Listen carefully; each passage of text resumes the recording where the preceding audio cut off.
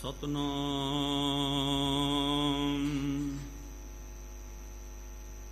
ਸ਼੍ਰੀ ਵਾਹਿਗੁਰੂ ਜੀ। ਸ਼੍ਰੀ ਨਾਨਕ ਪਦ ਪੰਕਜ ਬੰਦਨ, ਪਦ ਪੰਕਜ ਬੰਦਨ। ਸਿਮਰੋ ਅੰਗਦ ਦੁਖ ਨਿਕੰਦਨ, ਅਮਰਦਾਸ ਗੁਰ ਹਿਰਦੈ ਧਿਆਵਉ, ਹਿਰਦੈ ਧਿਆਵਉ। ਸ਼੍ਰੀ ਗੁਰ ਰਾਮਦਾਸ ਆਵਉ, ਸ਼੍ਰੀ ਅਰਜਨ ਬਿਘਨ ਕੇ ਨਾਸਕ,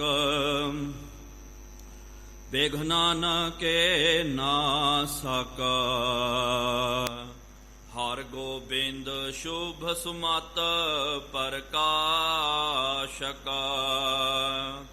ਸ਼੍ਰੀ ਹਰਿ ਰਾਏ ਨਾਮੋ ਕਰ ਜੋਰੇ, ਨਾਮੋ ਕਰ ਜੋਰੇ। ਗੁਰ ਹਰਿ ਕ੍ਰਿਸ਼ਨ ਮਨਾਏ ਬਹੋਰੇ,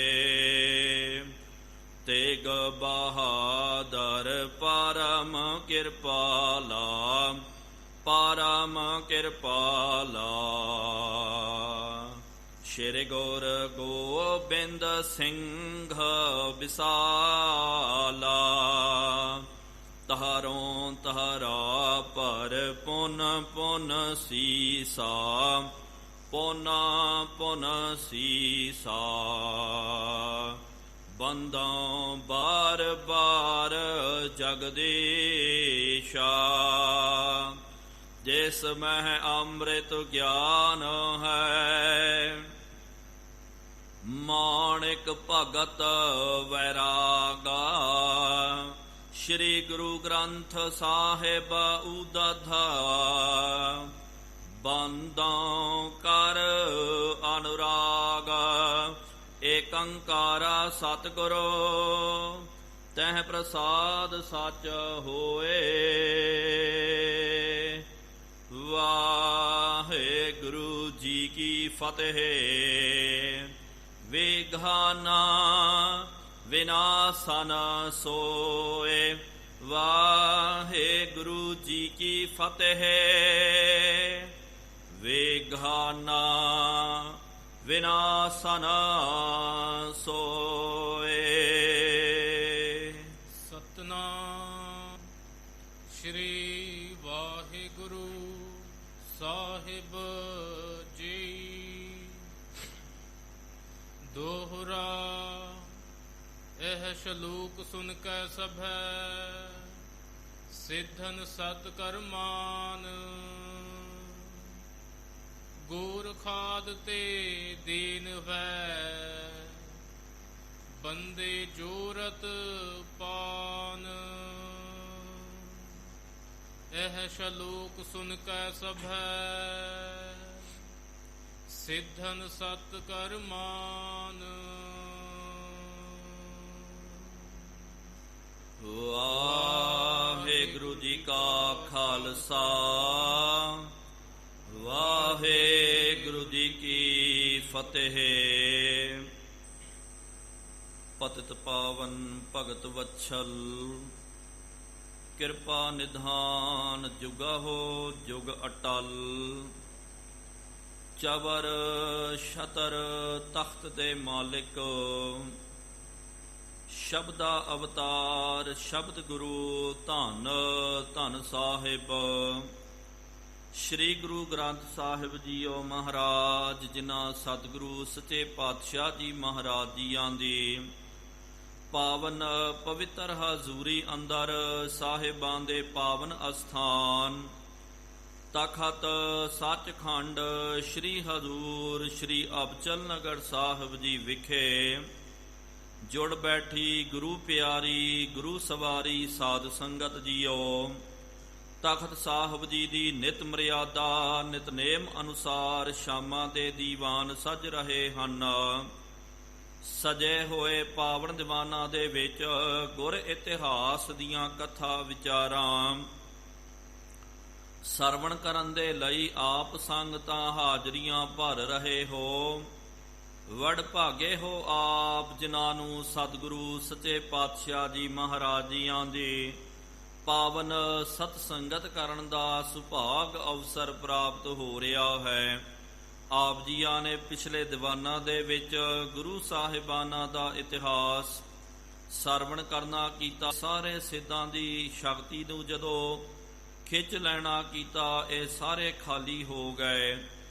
ਗੁਰੂ ਮਹਾਰਾਜ ਦੀ ਹਜ਼ੂਰੀ ਦੇ ਵਿੱਚ ਬੇਅੰਤ ਸੰਗਤਾਂ ਮਹਾਰਾਜ ਜੀ ਦੇ ਦਰਸ਼ਨ ਦੀਦਾਰੇ ਕਰਨ ਵਾਸਤੇ ਪਹੁੰਚ ਰਹੀਆਂ ਸਨ। ਉਸ ਵੇਲੇ ਇੱਕ ਗੁਰੂ ਕਾ ਪਿਆਰਾ, ਗੁਰੂ ਕਾ ਸਿੱਖ ਸਤਿਗੁਰੂ ਮਹਾਰਾਜ ਜੀ ਦੇ ਕੋਲ ਆਇਆ। ਉਹਨੇ ਆਪਣੇ ਬੱਚੇ ਨੂੰ ਨਾਲ ਲੈਣਾ ਕੀਤਾ। ਉਹਦੀ ਆਰਬਲਾ ਤਕਰੀਬਨ 12 ਸਾਲ ਦੀ ਸੀ। ਨਾਮ ਉਹਦਾ ਭਾਈ ਸੰਗਤੀਆ ਸੀ। ਸਤਿਗੁਰੂ ਮਹਾਰਾਜ ਜੀ ਨੂੰ ਆ ਕਰਕੇ ਬੇਨਤੀ ਕੀਤੀ, ਮਹਾਰਾਜ ਇਹ ਬੱਚਾ ਜਿਹੜਾ ਹੈ ਇਹ ਆਪ ਜੀ ਦਾ ਹੈ, ਮੈਂ ਆਪ ਜੀ ਨੂੰ ਭੇਟ ਕਰ ਰਿਹਾ ਹਾਂ। ਸਤਿਗੁਰੂ ਮਹਾਰਾਜ ਜੀ ਨੇ ਕਿਹਾ, ਇਹ ਕਿਸ ਤਰ੍ਹਾਂ ਭਾਈ ਸਾਡਾ ਹੈ, ਕਿਸ ਤਰ੍ਹਾਂ ਇਹ ਸਾਡੀ ਅਮਾਨਤ ਹੈ? ਤੇ ਕਹਿਣ ਲੱਗਾ, ਮਹਾਰਾਜ ਬੱਚੇ ਤਾਂ ਬਹੁਤ ਜ਼ਿਆਦੇ ਹੁੰਦੇ ਸਨ, ਲੇਕਿਨ ਮੇਰੇ ਘਰ ਦੇ ਵਿੱਚ ਇੱਕ ਵੀ ਬੱਚਾ ਨਹੀਂ ਬਚਿਆ। ਬਹੁਤ ਸਾਰੇ ਪੀਰਾਂ ਨੂੰ ਸੰਤਾਂ ਨੂੰ ਮੈਨੇ ਮਨਾਉਣਾ ਕੀਤਾ, ਬਹੁਤ ਥਾਂ ਥਾਂ ਤੇ ਗਿਆ, ਮੈਂ ਭਟਕਿਆ, ਲੇਕਿਨ ਮੇਰਾ ਇੱਕ ਵੀ ਬੱਚਾ ਨਹੀਂ ਬਚਿਆ। ਜਦੋਂ ਕਿਤੇ ਮੈਨੂੰ ਦੱਸ ਭਾਈ ਕਿਹਾ ਕਿ ਗੁਰੂ ਨਾਨਕ ਦੇਵ ਜੀ ਮਹਾਰਾਜ ਹੁਣ ਬਹੁਤ ਵੱਡੇ ਸਤਿਗੁਰੂ ਜੀ ਹਨ, ਅਵਤਾਰੀ ਹਨ, ਤੂੰ ਉਹਨਾਂ ਦੇ ਕੋਲ ਚੱਲ ਜਾ। ਮਹਾਰਾਜ ਮੈਂ ਤਾਂ ਆ ਨਹੀਂ ਸਕਿਆ, ਲੇਕਿਨ ਮਨ ਹੀ ਮਨ ਮੈਨੇ ਅਰਦਾਸ ਕਰਨੀ ਕੀਤੀ, ਬੇਨਤੀ ਕਰਨੀ ਕੀਤੀ, ਬਚਨ ਕੀਤਾ ਮਹਾਰਾਜ ਕੇ ਸਤਿਗੁਰੂ ਜੀਓ ਆ ਮੇਰਾ ਜੇ ਬੱਚਾ ਬਚ ਜਾਵੇ ਤੇ ਮੈਂ ਲਿਆ ਕਰਕੇ ਆਪ ਜੀ ਦੇ ਚਰਨਾਂ ਵਿੱਚ ਇਹਨੂੰ ਚੜਾ ਦੇਵਾਂਗਾ, ਭੇਟਾ ਅਰਪਣ ਕਰ ਦੇਵਾਂਗਾ।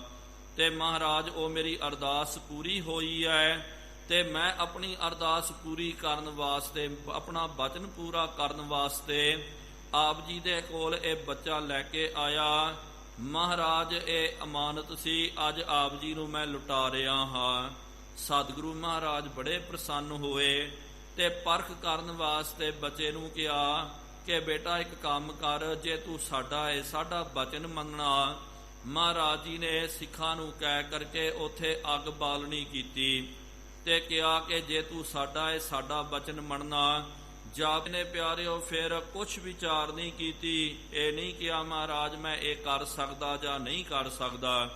ਜਦੋਂ ਮਹਾਰਾਜ ਜੀ ਨੇ ਕਿਹਾ ਜਾ ਪਈ ਅੱਗ ਦੇ ਵਿੱਚ ਛਾਲ ਮਾਰ ਦੇ, ਤੁਰੰਤ ਹੱਥ ਜੋੜ ਕੇ ਮੱਥਾ ਟੇਕ ਕਰਕੇ ਚੱਲ ਗਿਆ ਅੱਗ ਦੇ ਵਿੱਚ। ਬਲਦੀ ਹੋਈ ਜੋ ਲਾਟਾਂ ਸਨ ਉਹਦੇ ਵਿੱਚ ਜਾ ਕਰਕੇ ਪ੍ਰਵੇਸ਼ ਕਰਨਾ ਕੀਤਾ, ਛਾਲ ਮਾਰ ਦਿੱਤੀ। ਸਤਿਗੁਰੂ ਮਹਾਰਾਜ ਜੀ ਨੇ ਇੰਜ ਉਹਦੀ ਪ੍ਰੀਖਿਆ ਲਈ ਹੈ। ਨਾਲ ਮਹਾਰਾਜ ਜੀ ਨੇ ਕਿਰਪਾ ਦ੍ਰਿਸ਼ਟੀ ਦੇ ਨਾਲ ਅੱਗ ਨੂੰ ਸ਼ੀਤਲ ਕਰ ਦਿੱਤਾ। ਆਮ ਜੋ ਲੋਕ ਬੈਠੇ ਹੋਏ ਸਨ ਬੜੇ ਦੰਗ ਹੋ ਗਏ। ਬਹੁਤ ਅਸਚਰਜਤਾ ਉਹਨਾਂ ਦੇ ਮਨ ਵਿੱਚ ਆਈ ਕਿ ਮਹਾਰਾਜ ਜੀ ਦੀ ਇਹ ਕਿਹੋ ਜਿਹੀ ਲੀਲਾ ਹੈ, ਪਤਾ ਨਹੀਂ ਚੱਲ ਰਿਹਾ ਕਿ ਸਿੱਖ ਨੇ ਤਾਂ ਆਪਣਾ ਬੱਚਾ ਚੜਾ ਦਿੱਤਾ, ਸਤਿਗੁਰੂ ਮਹਾਰਾਜ ਜੀ ਨੇ ਅੱਗ ਦੇ ਵਿੱਚ ਉਹਨੂੰ ਪਵਾ ਦਿੱਤਾ।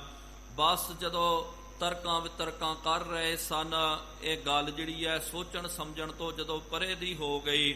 ਸਤਿਗੁਰੂ ਮਹਾਰਾਜ ਜੀ ਨੇ ਫਿਰ ਬਚਨ ਕੀਤਾ ਕਿ ਬੱਚਾ ਆ ਜਾ ਤੂੰ ਵਾਪਸ। ਤੇ ਉਸ ਭਖਦੀਆਂ ਹੋਈਆਂ ਲਾਟਾਂ ਦੇ ਵਿੱਚੋਂ ਭਾਈ ਸੰਗਤੀਆ ਵਾਪਸ ਆਇਆ। ਸਾਰੇ ਵੇਖ ਕਰਕੇ ਬਹੁਤ ਜ਼ਿਆਦਾ ਗਦਗਦ ਹੋ ਗਏ ਤੇ ਮਹਾਰਾਜ ਜੀ ਨੂੰ ਫਿਰ ਸਿੱਧਾਂ ਨੇ ਬਚਨ ਕਰਨਾ ਕੀਤਾ, ਕਿਹਾ ਕਿ ਸਤਿਗੁਰੂ ਮਹਾਰਾਜ ਆਪ ਜੀ ਦੱਸੋ ਕਿ ਆਪ ਜੀ ਤੋਂ ਇਹ ਆਪ ਜੀ ਕੋਲ ਇਹ ਕਰਾਮਾਤ ਜੀ ਦੀ ਕਿੰਨੀ ਜ਼ਿਆਦੀ ਸ਼ਕਤੀ ਹੈ, ਇਹ ਆਪ ਜੀ ਦਰਸ਼ਨਾ ਕਰੋ। ਤਾਂ ਸਤਿਗੁਰੂ ਮਹਾਰਾਜ ਜੀ ਨੇ ਬਚਨ ਕੀਤਾ, ਪਹਿਰਾ ਅਗਨ ਹਿਵੈ ਘਰ ਬਾਂਧਾ, ਭੋਜਨ ਸਾਰ ਕਰਾਈ, ਸਗਲੇ ਦੁਖ ਪਾਣੀ ਕਰ ਪੀਵਾ, ਧਰਤੀ ਹਾਂਕ ਜਲਾਈ, ਧਰ ਤਾਰਾ ਜੀ ਅੰਬਰ ਤੋਲੀ, ਪਿਛੈ ਟੰਕ ਜੜਾਈ, ਇਹ ਵਡ ਵੱਧਾ ਮਾਵਾ ਨਾਹੀ, ਸਭ ਸੈ ਨੱਥ ਚਲਾਈ। ਇਹ ਸ਼ਲੋਕ ਮਹਾਰਾਜ ਜੀ ਨੇ ਉਚਾਰਨ ਕਰਨਾ ਕੀਤਾ, ਕਿਹਾ ਕਿ ਜਿੰਨਾ ਵੱਡਾ ਉਹ ਮਾਲਕ ਹੈ, ਜੇ ਵਡ ਸਾਹਿਬ ਤੇ ਵਡ ਦਾਤੀ। ਚੇਵੜ ਆਪ ਤੇਵੜ ਤੇਰੀ ਦਾਤ। ਜਿੰਨਾ ਕੋ ਵੱਡਾ ਉਹ ਮਾਲਕ ਹੈ, ਉਨੀ ਕੋ ਵੱਡੀ ਉਹਦੀਆਂ ਦਾਤਾਂ ਵੀ ਹਨ। ਉਹਦਾ ਆਪਾਂ ਕੋਈ ਗਿਣਤੀ ਮਿਣਤੀ ਨਹੀਂ ਕਰ ਸਕਦੇ ਹਾਂ। ਮਹਾਰਾਜ ਜੀ ਨੂੰ ਇਹਨਾਂ ਨੇ ਪੁੱਛਿਆ ਨਾ, ਮਹਾਰਾਜ ਆਪ ਜੀ ਕੋਲ ਕਿਹੜੀ ਸ਼ਕਤੀ ਹੈ ਤੇ ਕਿਸ ਉਪਰ ਸੱਚ ਨਾਮ ਵਡਿਆਈ, ਕਿ ਭਾਈ ਜਿਹਦੇ ਉੱਤੇ ਪ੍ਰਮਾਤਮਾ ਦੀ ਕਿਰਪਾ ਹੋ ਜਾਵੇ, ਰਹਿਮਤ ਹੋ ਜਾਵੇ, ਉਹਨੂੰ ਨਾਮ ਦੀ ਵਡਿਆਈ ਮਿਲ ਜਾਂਦੀ ਹੈ, ਨਾਮ ਦਾ ਖਜ਼ਾਨਾ ਉਹ ਪ੍ਰਾਪਤ ਹੋ ਜਾਂਦਾ। ਤੇ ਇਹ ਇਹੋ ਜਿਹਾ ਖਜ਼ਾਨਾ ਹੈ, ਇਹੋ ਧਨ ਅਖੁੱਟ ਨਾ ਨਿਖੁਟੈ ਨਾ ਜਾਈ, ਪੂਰੈ ਸਤਿਗੁਰ ਦੀਆ ਬੁਝਾਈ।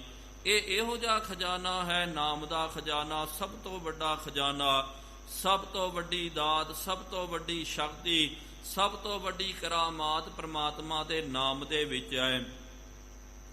ਇਹ ਹਰ ਕਿਸੇ ਨੂੰ ਪ੍ਰਾਪਤ ਨਹੀਂ ਹੁੰਦਾ।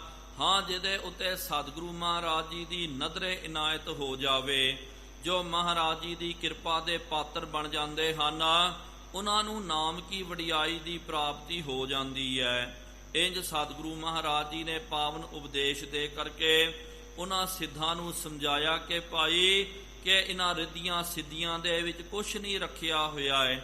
ਇਹ ਤਾਂ ਸ਼ਕਤੀਆਂ ਜਿਹੜੀਆਂ ਹਨ ਤੁੱਛ ਮਾਤਰ ਹਨ, ਲੇਕਿਨ ਸਭ ਤੋਂ ਵੱਡੀ ਸ਼ਕਤੀ ਹੈ ਪ੍ਰਮਾਤਮਾ ਦੇ ਨਾਮ ਦੀ ਸ਼ਕਤੀ। ਜੇ ਆਪਾਂ ਨਾਮ ਨੂੰ ਜਪਦੇ ਹਾਂ, ਨਾਮ ਦੇ ਗ੍ਰਾਹੀ ਬਣ ਜਾਂਦੇ ਹਾਂ, ਤਾਂ ਉਹ ਸ਼ਕਤੀ ਜਿਹੜੀ ਹੈ ਉਹ ਕਿਰਪਾ ਹੋ ਜਾਂਦੀ। ਇੱਥੋਂ ਤੱਕ ਆਪਾਂ ਨੇ ਪਿਛਲੇ ਦੀਵਾਨਾਂ ਦੇ ਵਿੱਚ ਪਾਵਨ ਗੁਰੂ ਕਾ ਇਤਿਹਾਸ, ਉਹਨੂੰ ਸਰ ਕਥਾ ਹੈ, ਆਪਾਂ ਸਰਵਣ ਕਰਨਾ ਕਰੀਏ। ਕੋਈ ਵੀ ਰਸਨਾ ਵਾਂਝੀ ਨਾ ਰਵੇ। ਸਤਿਗੁਰੂ ਮਹਾਰਾਜ ਜੀ ਦੇ ਦਰ ਤੇ ਆਪਣੀ ਹਾਜ਼ਰੀ ਨੂੰ ਦਰਜ ਕਰਵਾਉਂਦਿਆਂ ਹੋਇਆਂ ਪ੍ਰੇਮ ਤੇ ਸਤਿਕਾਰ ਸਹਿਤ ਉਚਾਰਨ ਕਰਨਾ ਕਰੋ ਜੀ। ਸਤਿਨਾਮ ਸ਼੍ਰੀ ਵਾਹਿਗੁਰੂ ਜੀ। ਫਿਰ ਇੱਕ ਵਾਰੀ ਉਚਾਰਨ ਕਰੋ ਜੀ। ਸਤਿਨਾਮ ਸ਼੍ਰੀ ਵਾਹਿਗੁਰੂ ਜੀ। ਸਤਿਨਾਮ ਸ਼੍ਰੀ ਵਾਹਿਗੁਰੂ ਸਾਹਿਬ ਜੀ। ਦੋਹਰਾ ਇਹ ਸ਼ਲੋਕ ਸੁਨ ਕੈ ਸਭੈ ਸਿੱਧਨ ਸਤ ਕਰਮਾਨ। ਇਹ ਜੋ ਸਤਿਗੁਰੂ ਸੱਚੇ ਪਾਤਸ਼ਾਹ ਧੰਨ ਸਾਹਿਬ ਸ੍ਰੀ ਗੁਰੂ ਨਾਨਕ ਦੇਵ ਜੀ ਮਹਾਰਾਜ ਜੀਆਂ ਨੇ ਮਾਝ ਦੀ ਵਾਰ ਦਾ ਇਹ ਪਾਵਨ ਸ਼ਲੋਕ ਜਦੋਂ ਉਚਾਰਨ ਕਰਨਾ ਕੀਤਾ, ਸਾਰੇ ਜੋ ਸਿੱਧ ਸਨ, ਵੱਡੇ ਵੱਡੇ ਜੋਗੀ ਸਨ, ਗੋਰਖਨਾਥ ਆਦਿਕ, ਇਹ ਸਿੱਧ ਜਿਨ੍ਹਾਂ ਦੀ ਜਮਾਤ ਬੈਠੀ ਹੋਈ ਸੀ, ਉਹਨਾਂ ਨੇ ਮਹਾਰਾਜ ਜੀ ਦਾ ਬਚਨ ਸੁਣ ਕਰਕੇ ਉਹਨੂੰ ਸੱਤ ਕਰਕੇ ਮੰਨਣਾ ਕੀਤਾ।